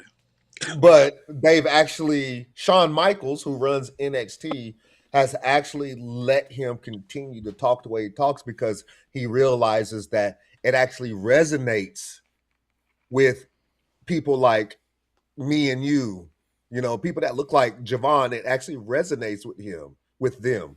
So Shawn Michaels has actually allowed him to keep doing that. No, yeah, that's a great point because I was getting ready to say about Javon. Like how you said, like they want him to keep, doing what he's doing. But I think when you come to the main roster and there's like the CW and they were on USA, those are two completely different networks, so their visions might be a little different. You know what I mean? That's just the guess that that's just my opinion about uh you know the color African American wrestlers and wrestlers of color. You know what I mean? So um I do think that there's maybe a learning curve or like because like you said, Javon, like they want him to keep doing his thing to where he's a little bit more uh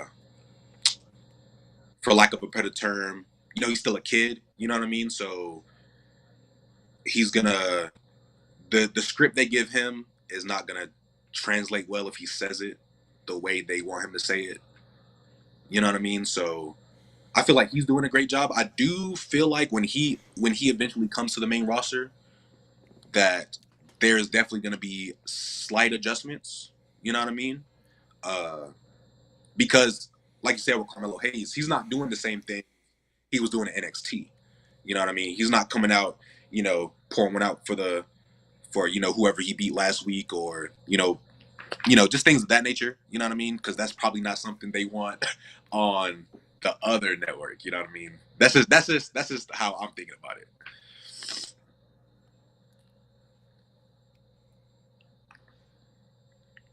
Yeah, I've noticed, and a lot of people. I don't know if people have noticed that, like, he's not going around talking about that he's him anymore.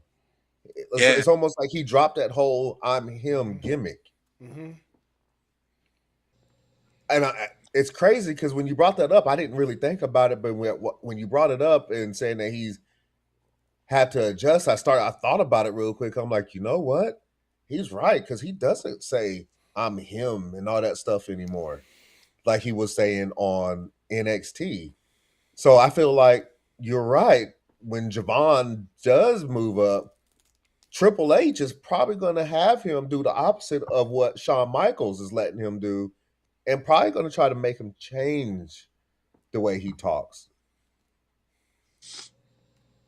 That's crazy to think about. That's not wild. Miz because he was partnered with Miz Carmelo Hayes. Not to say he's like a bad mentor or because the work he did with Bryan Danielson was obviously great, but like I think that was maybe a reason that he was paired with Miz, kind of to be like, we do it this way, or kind of showing him more of like the network of whatever they want on that side instead of the NXT and Sean wanting everyone to do their own thing. You know what I mean?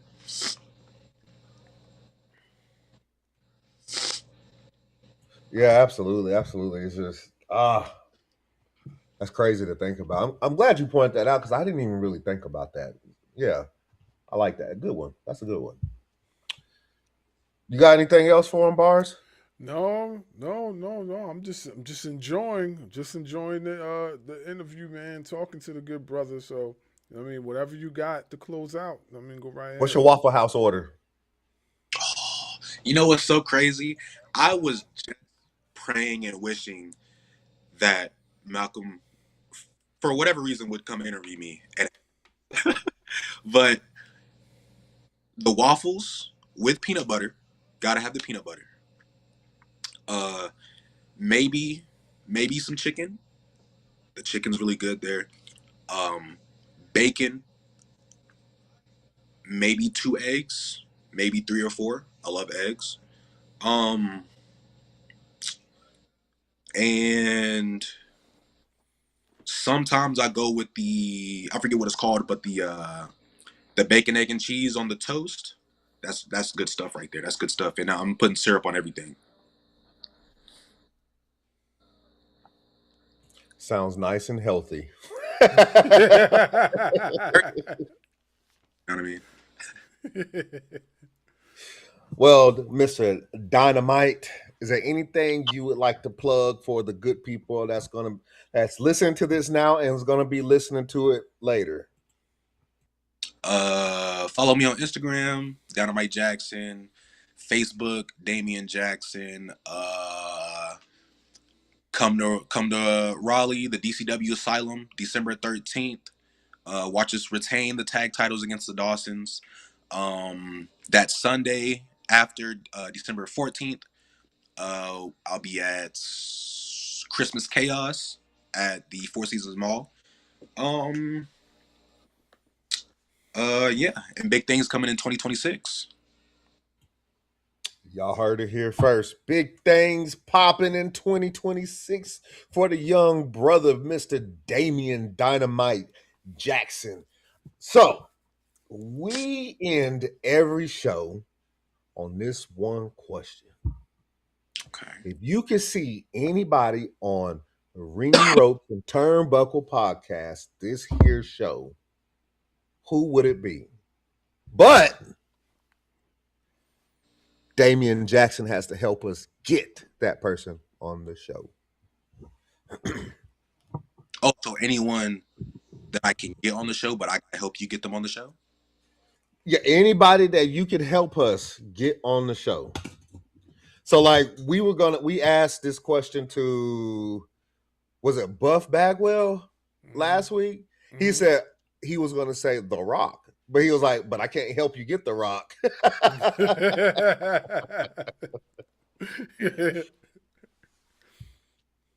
gonna have to go with my brother AC. I'm gonna have to go with my brother. You know what's AC. funny? You know what's funny about that? Let me check something real quick, because I think that I have emailed him once before. I think we did. Let me see. AC. Yeah, I have him as acdivine0@gmail.com. Okay. How recent was that? That was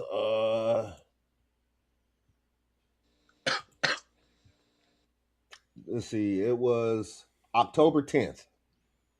Okay, so only reason I asked because he recently just got all his social media hacked, so there's a good chance he didn't see it.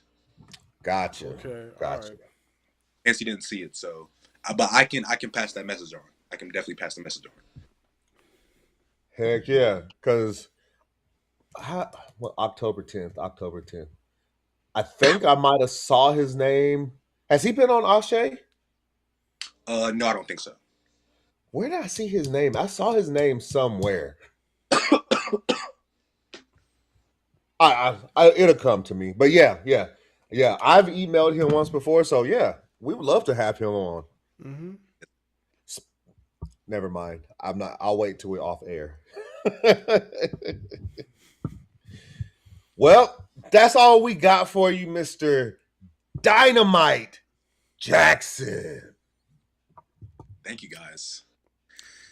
No problem. We gratefully appreciate you for taking time out your busy schedule to come and chop it up with us.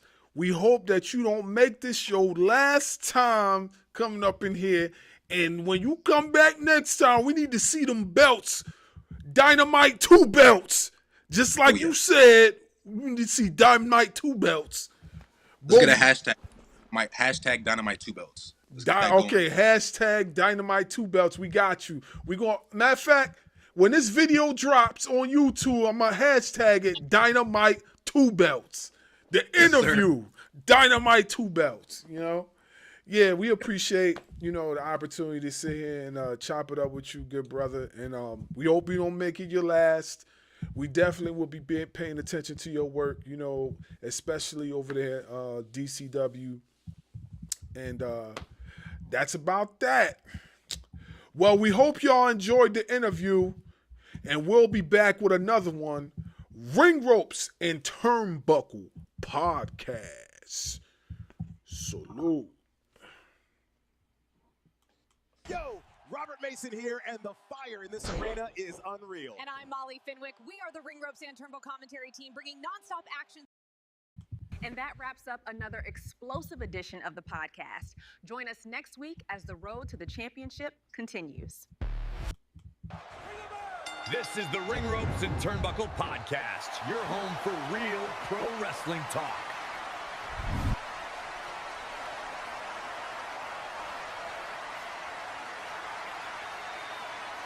Make sure you hit that subscribe button. Yeah, we the champs. Thanks for listening. We gone.